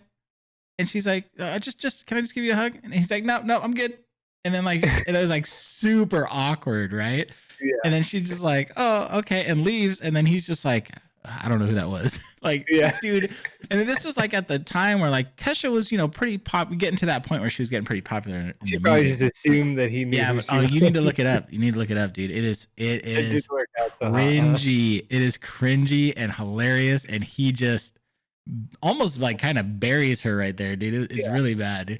That would have been one for the awkward encounter But segment. it was oh yeah, and it was honestly, dude, absolutely fantastic because it answers that question that I know a lot of people have when they're watching these shows. Is like, if you're a celebrity and you're at like the Oscars or something, do you really know every single other celebrity? Like, what happens if you bump Right. into someone Yeah. and you're like, you have no idea who that person is, and then like Especially 5 minutes. Seinfeld, who's like in his 60s. Like, you really think Yeah, that he's gonna know who the fuck Kesha yeah, is? Like, exactly, and that's where it's she's like, like the hottest thing. Like, do you even think he knows who Ninja is? oh Like, yeah, no. no, Like, and come on. that's what made it great. Is it's like, when you're watching it, you're not like, oh my god, how can he not know who Kesha is? You're Right. watching it like, oh, poor Kesha. Yeah, That it's sucks. one of those where like you as a viewer are like embarrassed about how awkward this is. Like, Yeah. oh my god.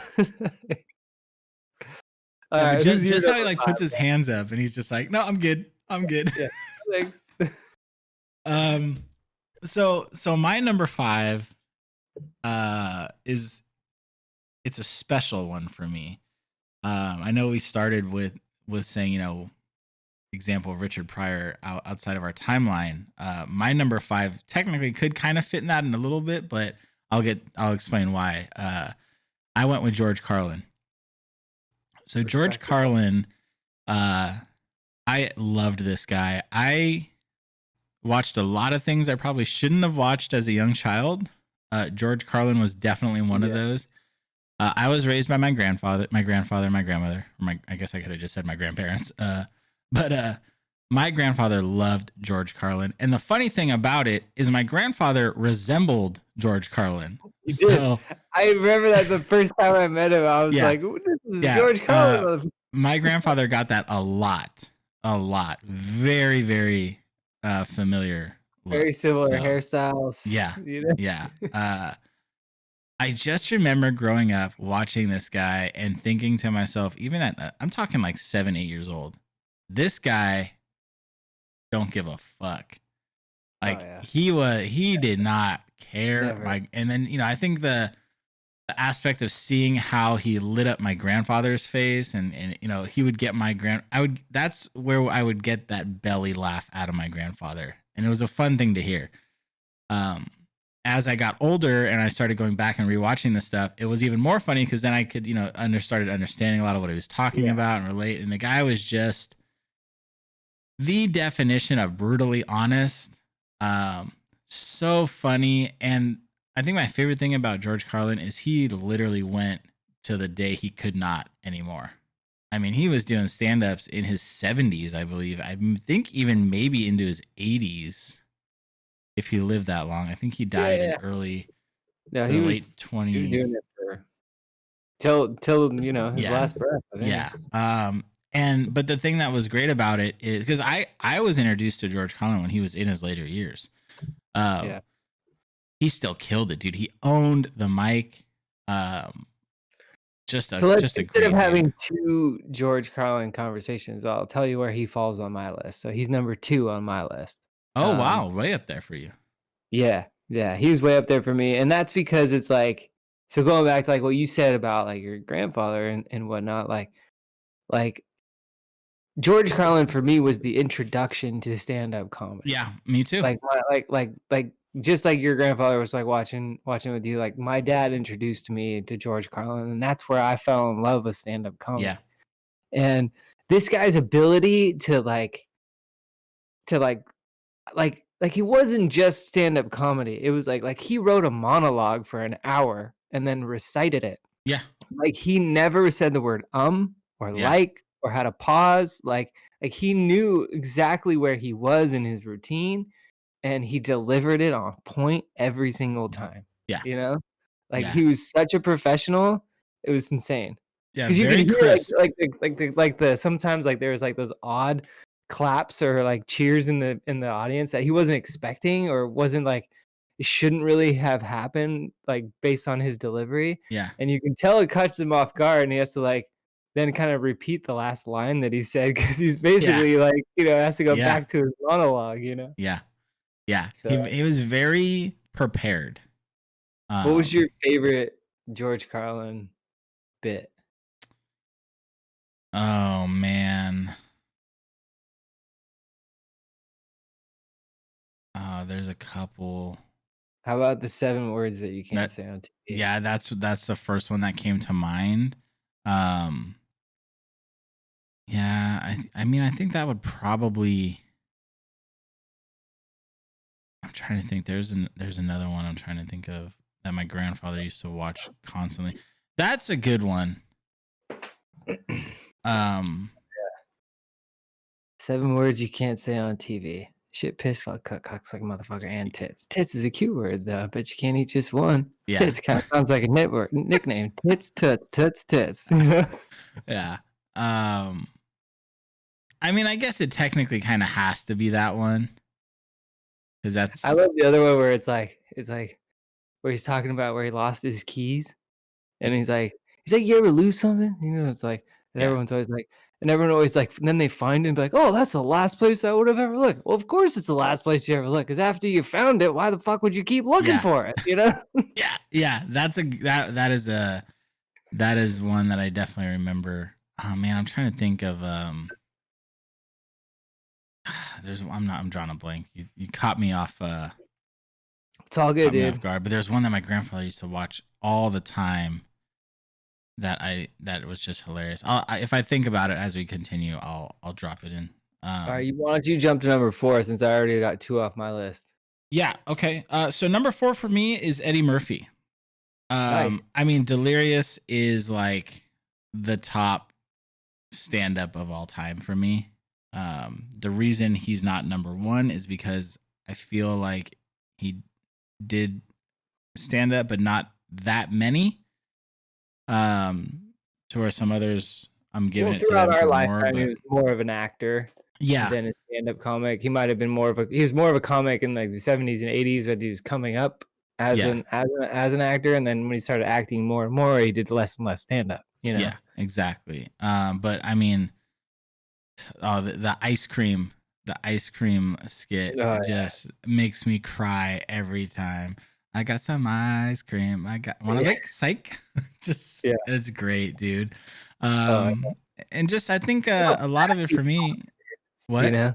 Just how fast he talks, Yeah, like, just the energy that he always but has. clear, like you understand it too. Oh, for But sure. that's what I was just about to say is like just like the positive energy made it just really fun to watch him. I've been begging for like that one last hurrah from him. I don't know if we'll ever get it.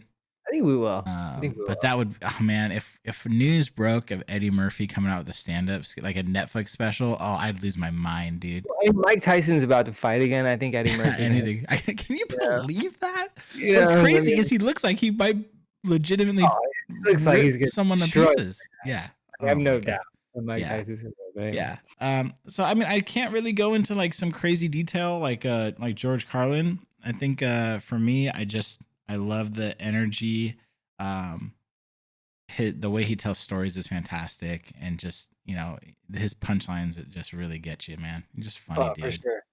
Yeah, he's not on my top 5, but he's a close honorable mention, like, right Yeah. there in the top 10 for sure. So I'll be But honest. I'll be honest. This top 5 was a lot harder than the rap groups for me. Because my honorable mentions are really not honorable mentions. Like they all could. exactly, yeah, it's It's like hard to it's pick really the for me. top. It's like a top 9. Like Yeah, like when we go to honorable mentions, it's gonna looking at them right now. I'm kind of like I keep looking down at my list. I'm like, damn, man, maybe I should have went with this guy instead. It's so hard. So, but you're gun to my head. I had to come off the top of my head. This is what it is. So yeah, next yeah, week, if we did it again, some people will probably be in different places. for sure, yeah. Uh, yeah. So So that's me. my number 4 is the one and only Chris Rock. Ooh. See, that's So one that I'm like, I've been looking down, like he's in my honorable mentions, but it's like in so many ways he should be in top 5. yeah, I mean, but, to each their own, right? So I definitely Chris Rock is I mean, just like Seinfeld, they just the impact on the childhood, and they just the sheer volume of work over the years and the amount of movies you see him in, and then he was one of the good ones that no matter how many movies he made, he always maintained stand up, Yeah. which was great.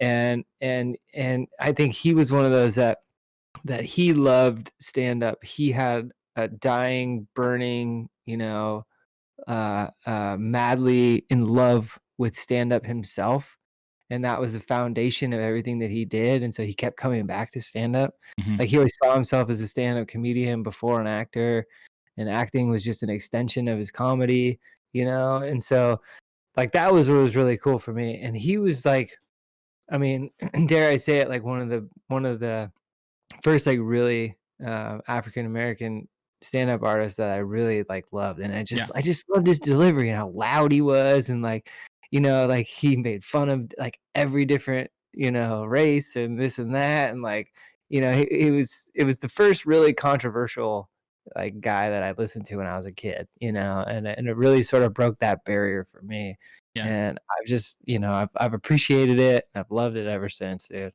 And every movie that he's been in, it's like you see his name like in this movie, it's like, oh dude, I gotta see that, Yeah.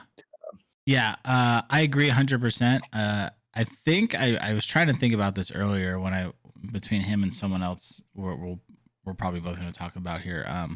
I'm pretty sure that Chris Rock was my introduction to black comedy as well. Actually, no, it was definitely Eddie Murphy, but I think Eddie Murphy for me, it was really only Delirious, just that one stand up. Where Chris Rock introduced me to like multiple different stand up for him. Like Oh, bigger and blacker is like oh, one of the top stand ups for so me too, good, man. Like that's one. so good. And there's certain skits and even full shows like that I can watch over and over and over again. And Bigger and Blacker Yeah, is one that every time I watch it, even every once in a while, it still shows up here or there. And I'll start it and I watch it. It's like it's almost like Dark Knight to me. It's one of those things where if you start it, I end up finishing it every mhm, single time, and then Never Scared was another good one. I wasn't too big on the new one on Netflix. I think it was what's the hand thing you shake? Tambourine. I think that's what it was called. Oh yeah. I watched it, and I think it's just because he's getting to that point where he's angry with what's going on in the world. Yeah. He Yeah. talks about It's it in a interesting. slightly different way than Well, he's another getting older comedian. too. His perspectives and views on the world are changing too, and so Yeah. they're getting a little And more political and whatever. But yeah, so it's his comedy's just changed a little bit for me personally in a way where I still enjoy it, but not like I used to. yeah, But man, yeah, definitely a good choice. I had him down as one of my top honorable mentions. But like we've said, could easily be a top 5 for me too. So yeah. great choice. That's number 3 for you? That's number 4. 'Cause 4. Oh yeah, I did because we 5, skipped. 4, Yeah, and 2. gotcha. Okay. Yeah. So do you want to Who's do number 3 first? Let's do your 3, because then you'll have 3 off the board. Okay. My 3 is one I don't know if you have him on your list. This may be your Seinfeld to me. Okay. Okay. My number 3 is Mitch Hedberg.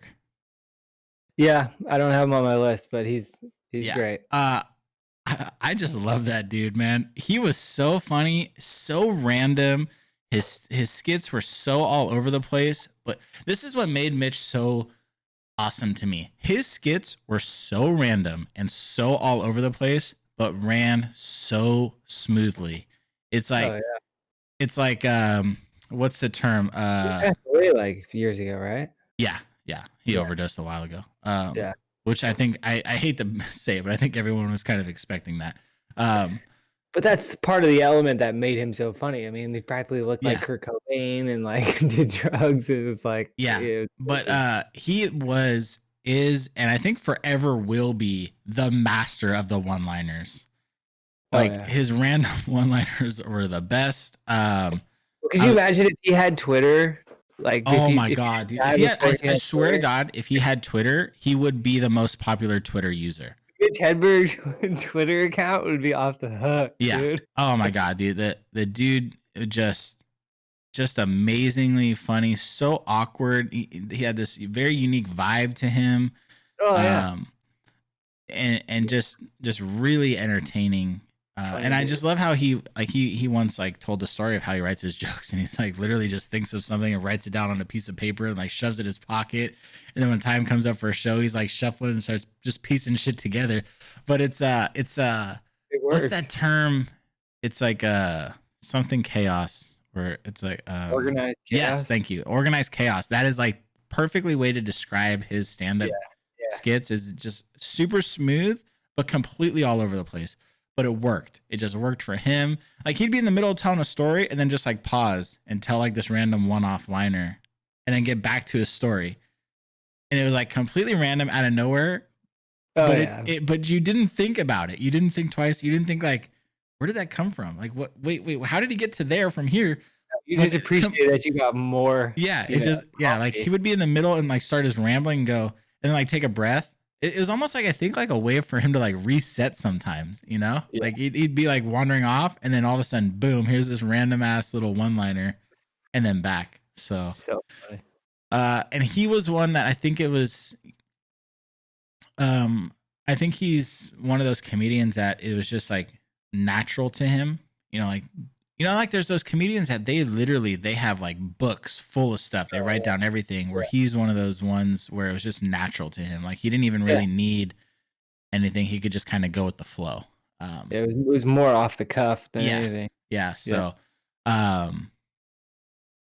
just funny, dude, man. And one that definitely we lost too soon, but you know what? It's kind of sucks, but we have those unique people in the world that they're not going to make it a full lifespan, but what you get in their timeline is more valuable than you would have gotten if they did live an entire lifespan, Yeah. if that makes sense. Or through most people's normal Yeah. lifespan.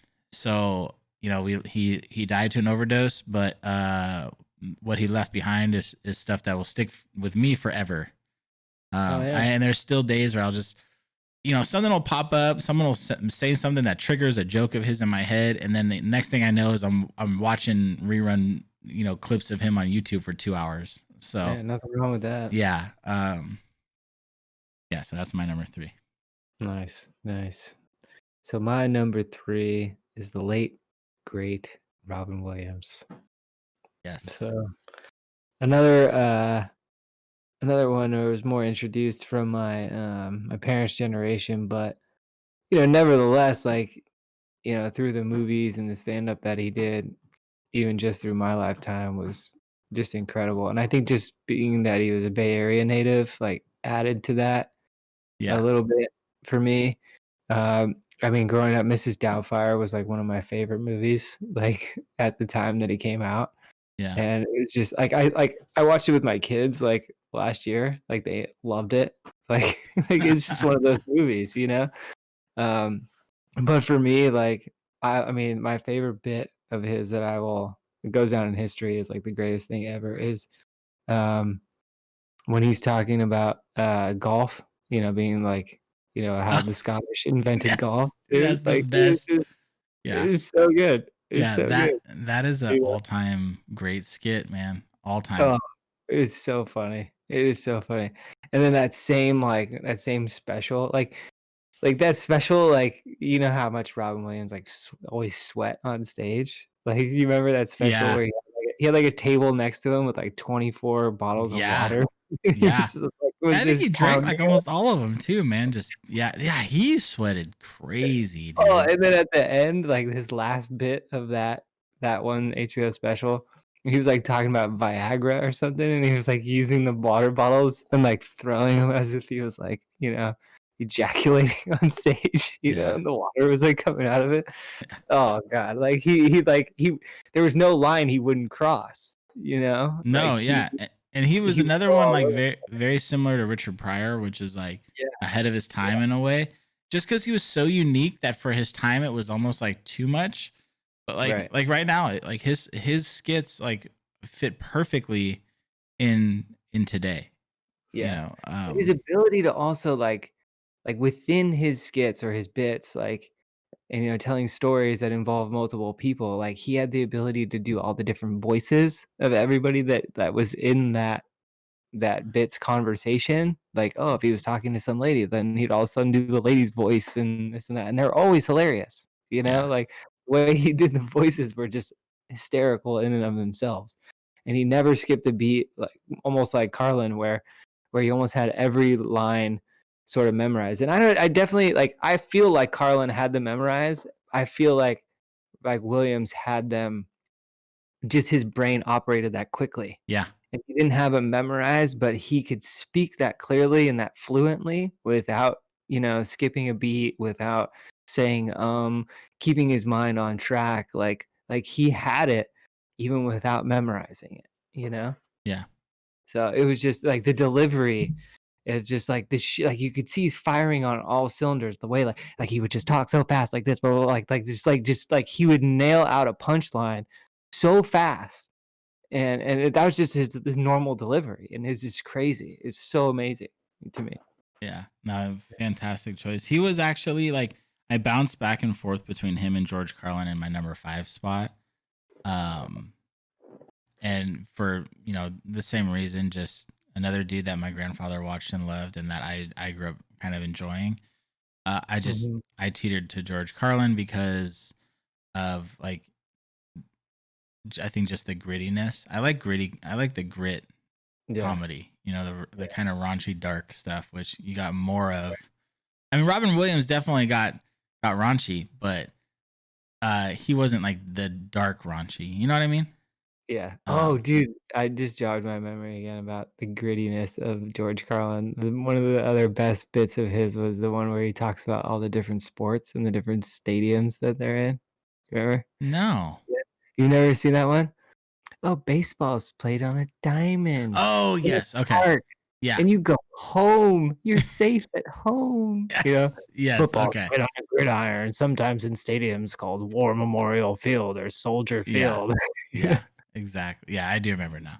All that stuff. Yeah, I remember, the, "Oh, you go home. You're going Yeah. home." Yeah. And if it rains, you don't play. Yeah. It's a rain out. God, this list is getting interesting because I have no idea who your number two is. I know who your number one is. I think My it's number 2 is Carlin, remember I already oh, went that's that. right. That's right. Okay. So So wait, are I'm we 3, 5, 4, 3, and 2. so wait, who do you have outside of one? You have another one left, don't you? No, so Seinfeld's my 5, Chris Rock's my 4, Williams is my Okay, and 3, Carlin. George Okay. Colin's my 2. Okay, so my number two then is hands down for me, Bill Burr. Yeah, I love Bill Burr. Bill Burr just freaking blows my mind. He is I think he legitimately Still has climbing up though. what? Yeah, like for me, still feel like Burr still has like some places to go. You know, Yeah, I like see that. I still think he has like an all pro resume, Yeah. but for me, like I had like these guys were kind of cemented themselves in my history before Burr. Like I still feel like Burr is like these guys are for the most part retired. Yeah. Way I look at it, I and gotcha. whereas like Bill Burr is like still like in the Yeah, pros. still going. You know what I mean? Yeah, I So I get that. I just Bill Burr freaking cracks me up, man. yeah. I love the fact that Bill Burr is seriously probably the angriest person in the world, and his anger management is channeling it through his stand up. Like Yeah, oh, his yeah. rants, and I love it sometimes when he starts his rants and the and the audience is not like I forget which stand up it is, but he started one rant. The audience was not on board and he just straight calls them out, dude, and just like if you guys ain't Yeah. gonna get on board now, it's gonna be a long show, you know. So and just gets him going, and I think he really is good at saying the like the fucked up things that you know people are thinking about, but are too scared to Well, really and talk on it. literally the word "fuck," Oh yeah, and that's his. it is like Bill Burr is kinda one of those stereotypical Boston or New Englander type of dudes, and Yeah, it's like, I almost feel like if you can get Bill Burr and just a guy like Bill Burr who's just heavily Irish and says "fuck" every 5 or 6 words and just rant about something, that's stand-up comedy from somebody like him, you know? yeah, It's like yeah, yeah. like, it's His just the delivery and how he's telling the story because it's so raunchy and, like, you know, yeah, it, from, like, the floor of a bar, you know? It's like yeah. Oh yeah, it's no, one of he goes off. I love his rant about like mass genocide and and stuff and oh, yeah. oh like he has some little one liners that are real good. One of my favorite one liners from him is the Home Depot one. He's like some guy working at home. What is it? Some guy working at Home Depot wants to screw as many women as a celebrity, but he can't because because whores don't care about lumber. Like just like the little random things like that, right? It's like it's just stupid, but really funny too. Oh my god. That's one of my favorite ones. He's got a line about oh the swine flu. He's like, I'm pro swine flu. Uh, what does he say? It's like, I'm pro swine flu. I want it. We need another plague. And then he says something. I forget, man. But it's basically it ends with him saying like it's only gonna kill the weak. But it's like how he Yeah. delivers it is like a Oh, total like he's dead serious, you yeah. know, or at least like he plays it off like he's dead serious, and it just makes Yeah, it that much anybody else funnier. says that, no one's laughing, but, Yeah, you but know, he yeah. says it, it's like, yeah, funny. Yeah, so he's just crazy. Um Similar to Mitch in the sense of like the controlled chaos. Like he controls it. He Uh, doesn't control it, but that's what makes it funny. He just rages on stage.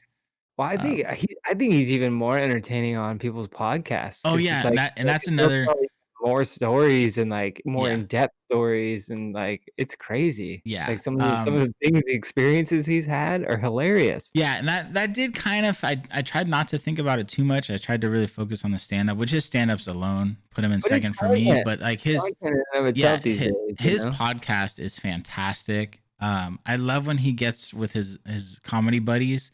What's Yeah, cool about Bill Burr is he is him.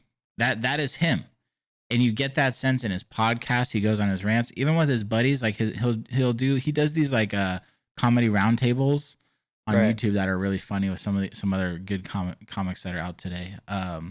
and they'll say something dumb, and he'll hammer them. Oh yeah. Like just and drill it home to where they're just like, oh fuck, man. What's Bert? What's Bert's Bert last? Kreischer. Yeah, he's one Yeah. that him and Bill, they do a lot together. Yeah, and they're really good together. yeah, they're And Bert's great the other together. one where, like, to me, like, I really like Bert Kreischer, but, like, he's still Yeah, got a lot of work to do yeah. Oh before yeah, he goes Bert. on this list, Yeah, you Bert know, is but, like, fantastic, but he's has a amazing. long ways to go, and he'll definitely Yeah. get there. But Bill just fucking buries him sometimes, and it's Oh, hilarious. yeah. But it's funny because it's the comedy comes from Bert's side too, and it just Yeah, I works well. mean Like he's getting buried, but it's not in like a degrading way. It's like yeah, in it so feeds many into ways, it's like a buddy roasting a buddy, yeah, you know? exactly. So Like me yeah, roasting you for being left-handed, you know? yeah, I totally fangirl over Bill Burr. Nice, So nice. number 2 for me. Right on, dude. Well, I think we both have a unanimous number 1 choice then. I mean, you really can't go wrong with Roseanne Barr. I mean, she is by far. I thought it was Rosie O'Donnell, dude. I thought we thought we're on the same page. That it was maybe it was Rosie O'Donnell. Shit. Yeah. Okay. We got our Rosies mixed up. I mean, they're pretty easy to get mixed up. They're both fucking psychopaths. No. For real. For real. Yeah. Number 1, Dave Chappelle, bing. Yeah. It's not a question. Not even close. Not even close. The dude just what do you say? I mean, drop the mic, bro. Yeah. Like, I don't Dave even Chappelle. think I think we literally could just end the podcast right now. Like that's it. I mean, Have a if nice Dave night. Chappelle See said ya. he was doing, like, a surprise, like, live stand-up gig tomorrow, I mean, 40 million people are tuning in. Dude, he did that when I lived in the Bay Area towards the end where he was starting his comeback. He dropped, he did a secret one at the Fillmore. yeah, and I got word of it, and I was ready to buy the tickets the second I knew when they went on sale. Fucking website crashed, and I never got the tickets. Oh. Just buried, bro. Like I like sit literally like ready to go. Start hitting the refresh page like a minute before, and then the second it opened, boom, website crashed. Finally got back up and sold out. It's like like no, the term legend is used so freely when it comes to sports. You've got Michael Jordan, the legend of basketball, Babe Ruth, the legend of baseball. I can honestly, in my opinion, say Dave Chappelle is not a legend of comedy. Dave Chappelle is a god of comedy. Yeah. Like he is so past people, and it's because of his, not even his style and everything. It's just how smart he is and how much and especially today, it shows through today how sensitive our country is and stuff. And he doesn't give a shit. He doesn't hold back. He goes after it. He doesn't care. He purposely crosses those lines because he wants to see how the audience will react. Yeah, and then when the audience reacts a certain way, like it's so funny to see him drop the bike and like hit his leg and be like laughing too, because he's like, I got your ass. I got everybody here. Like you really thought that I was like in favor of that, Yeah. So, and like I think the transgender skits really go to show where his mind is, where like he did this whole transgender skit. And he got major backlash to the point where any other comedian would have crumbled, would have came out and apologized, whatever. What does Dave Chappelle do? He has a Netflix special where he hammers them that much more. Right. Because and he explains very clearly, like, you're not gonna take this from me. You're not gonna stop me. It's comedy. He obviously, and it's like it doesn't take a genius to understand that it's comedy. He has nothing against transgender people. He's, it's very apparent, but he just tells it how it is. The other thing that makes Dave Chappelle so cool is what you hear from other comedians. Yeah. Like there was a podcast. They would go out of their way to see a Chappelle show. Oh yeah. There was a podcast, a few months ago, of course, Joe Rogan and Kevin Hart. And hearing Kevin Hart, who's on the top of the table right now, top tier right now, talk about Dave Chappelle and how he talks about Dave Chappelle goes to show you what Dave Chappelle is to comedy. Mhm. And I think in today's day and age, with cancel culture and everything, I think Dave Chappelle is honestly, man, I think he is the one that is holding the glue together for the rest of comedians to keep motivated in crossing those boundaries. If Dave Well, there's Chappelle so wasn't many still things, here dude. doing it and didn't come back, I think comedy would be very different than what it is today. But I mean, there's so many, and the element of cancel culture that like bothers me the most. It's like, especially for some of these industries like comedy, where it's about freedom of expression, and you have fans that like you. Like, I don't like every comic that's out there, Yeah. and just because like, and it's not like I don't like a certain comic because of what they said, and I don't stand for that, and I don't like them. No, I don't like them because they're probably not funny to me. Yeah. You know what I mean? And it's like, if you don't like what Dave Chappelle has to say, then you're not a fan of Dave Chappelle, and there's nothing wrong with that. Yeah. You know, but like that's what people need to remind themselves, that like if you don't like what somebody has to say, you don't need to take it upon yourself to cancel this individual. Yeah. Just don't listen to that individual. Yeah. Just move on and go find something else that like tickles your fancy. You know Yeah. what I mean? Like it's ridiculous. Yeah, no, it's insane. Especially because, like, comedy is really the foundation of comedy is freedom of speech Yeah. and freedom of expression. And And what it's a it lot about making light of so many situations and yeah, so many things that like we and the find and it awkward or brings troubling or whatever it may be. yes, yes, and it brings a lot of positivity out of negativity. Yeah. Um, when you have things that you are frustrated about and can't talk about because you feel, you're gonna get cancel culture or whatever. A lot of what comedians do is they kind of speak for you in many ways, and if you can relate and laugh, it gets that out of you through Yeah. someone No, else. for sure. For sure. So in cancer culture, trying to bury these comedians nowadays, I'm gonna touch on it because he is in my notable mentions. Louis C.K. Yeah. Like, what happened to Louis C.K. And this will probably trigger some people, but to me personally, it's complete bullshit. Right.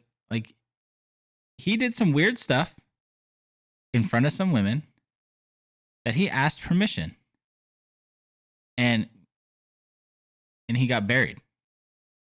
It's just kind of weird if you think about it. He didn't touch anyone, he didn't grope anyone. He asked, Yeah. and they I mean, agreed, and yet he still got canceled. It's crazy, it's hard, dude. I you mean, know. it's the climate that we're dealing with these days, and that's part of the reason. Just the whole cancel culture in general. I feel like like you go way back to when Dave Chappelle had the Chappelle Show. Like that's one of the reasons why the Chappelle Show ended, because Dave Chappelle felt like a caged animal Yeah, in a place where he couldn't blossom and be the comedian that he wanted to be. He had to do what the networks wanted him to yep, do, or tone it down, or yeah. you have There's to a lot fit of within pressure. this box, but you're trying to make something that's well beyond that. Yeah, And he said, "Fuck this, man." He's like, "I can't do that. I need to go do I need to go be me." And I think, and it really, I mean, and I mean, it really kind of negatively affected him for a long time, because I don't think he thought that he was going to really recover for that, but he yeah, also didn't want his legacy to be sold out, you yeah, know? yeah. And so, Um, and I think that's what's even more amazing about his story, is the fact that he didn't sell out, and it took him a while to figure it out. yeah. And then once he did, it's like he came back with, uh, more of with the, I'm struggling for the word, but it's like, it's not like a ton of something. It's less of, he didn't flood the market with tons and tons of stand up, No, he shows or did it anything on like his that. terms. He Yeah, does he it did on it on his his terms, terms. very scarce Yeah. amounts, Like even his Netflix specials, they were 100% his terms. A lot of the stuff was already recorded, and he just Yeah, was like, "Oh yeah, you guys can have this stuff." Like he right, didn't go out of his way and like, "Oh, you need to do this Netflix special." They came to him, they gave him a number, and he was just like, "As long as I can do what I want to do," and that's right, exactly what he did. Um, yeah, Dave Dave is special in ways where he is a genius. Like he's a legitimate genius. You get that through his comedy. You get that through his off comedy stuff. You get that from conversations you listen to from his comedy peers. Uh, and not just in the comedy world, just in general. He's very very intelligent. One of my favorite interviews with him was the interview when he finally came back from Africa or wherever, and it was with not Jay Leno. What was the other late night guy's name? Um, Letterman. Yes, thank you, David Letterman. David Letterman asked, they're joking. They had a long history with each other too, Right. but they asked what happened with the Chappelle show, and he didn't give all the fine details, but I just love how he explained it. He goes, well, this is what happened. I was out to dinner in a restaurant with my wife, and I was eating this steak. This is $100 steak and sitting in front of me. And I look across the table, and here I'm in the same restaurant with this guy worth billions of dollars. And I'm looking at him, and I'm looking at me. We're eating the same steak. We're eating the same thing. It's like you get to a point where you have so much money, you don't there's nothing else to do with it, right? And Right. then he throws this joke with the only difference, because apparently the contract he had was like $100 million that to continue Chappelle's show or something like that, right? Right. Yeah. So he throws in the joke like the only difference between me and that guy is an astounding $100 million. It is a joke because that's what he left, but Yeah. the reality is he had made millions before that, and it is like, so I think that was like, I just loved how he explained it in the fact that it shows like to him, the reason he left the Chappelle show is because the creative freedom that he originally had was ripped from him. Right. And the money didn't matter. He wanted to do what he wanted to do, and being forced to do something he didn't want to do maybe not $100 million wealthy, but he could still be wealthy enough to do everything he wants to do and be true to and real to himself. Yeah. And I don't know what I'm sure we could look it up. I don't know what he got paid for the Netflix specials, but I'm pretty damn sure it made up for that $100 million. Enough to where, the dude he's unreal. He's made that 100 million somewhere else. Yeah, and he just got the most prestigious comedy award you can get, which is more than well deserved. Yeah, no doubt. And what's great about Dave is he's far from finished. And I also love how involved with music he is too. Everything just adds up with him, He's very balanced, and he's very, well read, and he's in tune with what's going on for sure. Yeah, and even like he dropped that thing on YouTube a few weeks after George Floyd, and it was not a comedy skit. Did you watch that? No. You should check it out. A little bit of comedy, but it was just him telling some stories. But dude, it just hits you no matter who you are. Like just how when he gets into his little like knowledge parts of his shows, and he drops knowledge about Black history and this person, that person, and things like that. He has this way of like, I am notorious for watching comedy shows and losing interest. He has this captivating way that he's transitioned to a segment that has nothing to do with comedy. It's real, it's deep, it's serious, but the way he is able to talk, you are mesmerized. Like you listen to every single word that people will listen to him. Yeah, and it makes you really think, and especially as a white male, it really like he is, I think, one of the people, which is crazy to think about with what majority of his comedy is. I credit Dave Chappelle for a lot of my waking up in the reality of Black culture and community and what they go through in America. I kind of, my eyes were open by listening to Dave Chappelle and listening to, getting the laughs out of him and then getting that real conversation out of him. Because you listen to it. You listen to every single word, you digest it. He's really good. His pauses. He knows when he says something and he gives that pause. It's perfect. Always the perfect timing for the audience to really take in what he said before he continues. He's just mastered Yeah. the ways of communication in ways that no other comedian and a lot of just speakers in general have not been able to do on the level that he He's does very it. comfortable in front of an audience, man. Yeah. You know? And he's so good at dropping knowledge, man. It's insane. He So is. He is, man. He's very philosophical. He yeah, really is, and a lot of these guys are. They're really well read, and that's one of the main reasons why they are able to sort of, you can read philosophy and you can read so many things in normal text and in normal context. And these guys, it's their brains and what it is inside them as comics that is able to twist these normalcies and make them funny yeah, and to create the context that we will laugh about, but it's also something that you can relate to. So they yeah, can just as easily spin that when it's time to be serious, yeah, you know? yeah, So yeah. it And is what Dave it is. Dave just does it better than anyone, man. Yeah, no doubt. That's it for me. I think I just love it. This was a fun top 10 or top 5. Hard Yeah. too. I Yeah, have one I last love it. honorable mention I want to just drop real quick that is always a sensitive one too. And What that's you got? Dane Cook. Yeah, Um he's and had an hear me out on this, okay? interesting recent past. Dave or Dane, excuse me. Dane he has a lot of people that hate him. Mhm. If you followed Dane Cook's career like I did, it was not fair. The reason he got hate is Dane was this like outlandish, crazy, super over the top hyper comedian, right? Really funny too.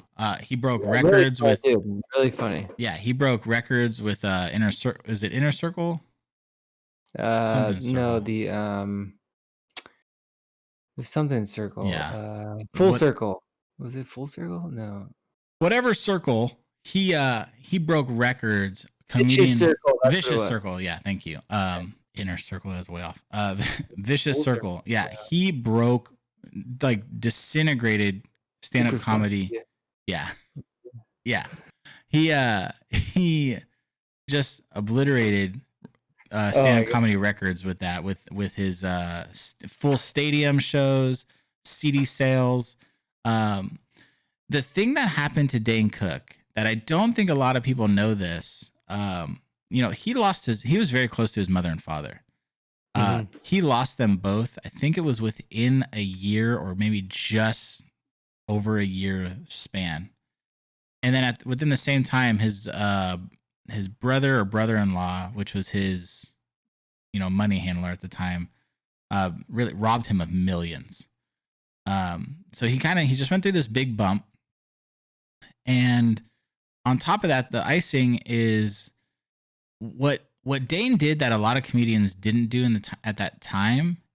Dane was so interactive with his fans to a point where it really angered the stand-up comedy. Yeah, the rest of the Yeah, landscape. because Yeah. it made them feel forced that they had to start doing that when they didn't want to. Dane would literally, dude, he would stay after shows for 3-4 hours meeting fans, shaking their hands, signing autographs, talking to them. Like, he was so interactive with his fans. So what happened is the combination of him hitting these bumps and then he had that one stand up that was very different style. It was really good stand up. I thought it was good, but it was not his normal style. The combination of that and the comedy family kind of starting to blackball him a little bit, just basically canceled his ass. And he just kind of got kicked out. And then there was that little issue with the joke stealing with Louis C.K., which I'll send this to you. I think I actually already did send it to you in our fantasy football league thing. There's a YouTube video that really breaks that down and does a fantastic job of doing it in the sense of like the way your brain works. And sometimes you hear something and at that time you think it's funny, you laugh at it, and then you kind of forget about it, and then something later in your life comes up that kind of refreshes that memory, but your mind in a way kind of makes it your own, right? Right, exactly, So yeah. there were a couple of jokes that were very similar to Louis C.K.'s, but if you listen to them, they're not. They're very similar, but very different to sense where I think it was more just the comedy world trying to cancel Dane Cook because they weren't happy with how fast he they're trying to latch exploded. on to anything they could at that Yeah, point. and You know? even Louis C.K.'s come out and said like, "Yeah, I don't really care." You know, he didn't. And there's even a little skit on the Louis show where Dane Cook came on and they talked, and it's really funny. Yeah. And that was kind of what buried it, in the fact that it's so up for debate that it shouldn't have been as big of a thing as it was. There are other comedies that have stolen stuff that's way more obvious. I Right. hate to say it, Amy Schumer is one of those that her scenario is a lot more kind of obvious. Yeah. Dane's was just so unique that I just that YouTube video is really fascinating. How he explains the brain and how you take in information and your brain stores it and stuff. So it was a good point.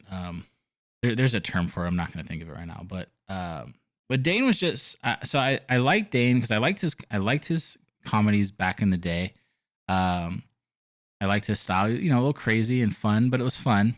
No, it's just sad to see what, like, you know, this whole cancel culture and what Yeah. it can do to people. Because it's like, I mean, you Yeah. think the career that he would have had in the last 10 years. Yeah, and you know, he's gone on tour lately, but he does it very It's still undercover. on a much smaller scale than he ever would. I mean, he would it be is his probably choice. he'd It's been probably his be in this choice. top 5 if none of this had ever happened. for Yeah, sure, and that's you why I know? have him. Trajectory was still on the up and up. Yeah, you and know? that's exactly why I put him as an honorable mention. I wanted to just bring it up for a few minutes. Is the guy was good, and when he was at the top, he had some good content, a little crazy but fun. And I hope he's another one. You know, like he's been doing these little discreet tours. I hope someday that he comes out with a stand up that we can see on a special somewhere. I just think it would be fun to see again.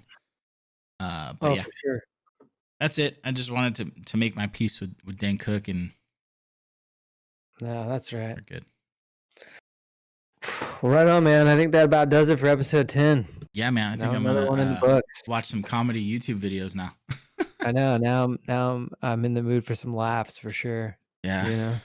Hey, man, 10 episodes, dude. That's pretty awesome. I'm congrats, happy. I'm just as happy I get to do this with you as I am in episode 1, and I look forward to many, many more. Likewise, dude. And this one was so great. You can edit this one too, man. Thanks. Appreciate it. You're very welcome.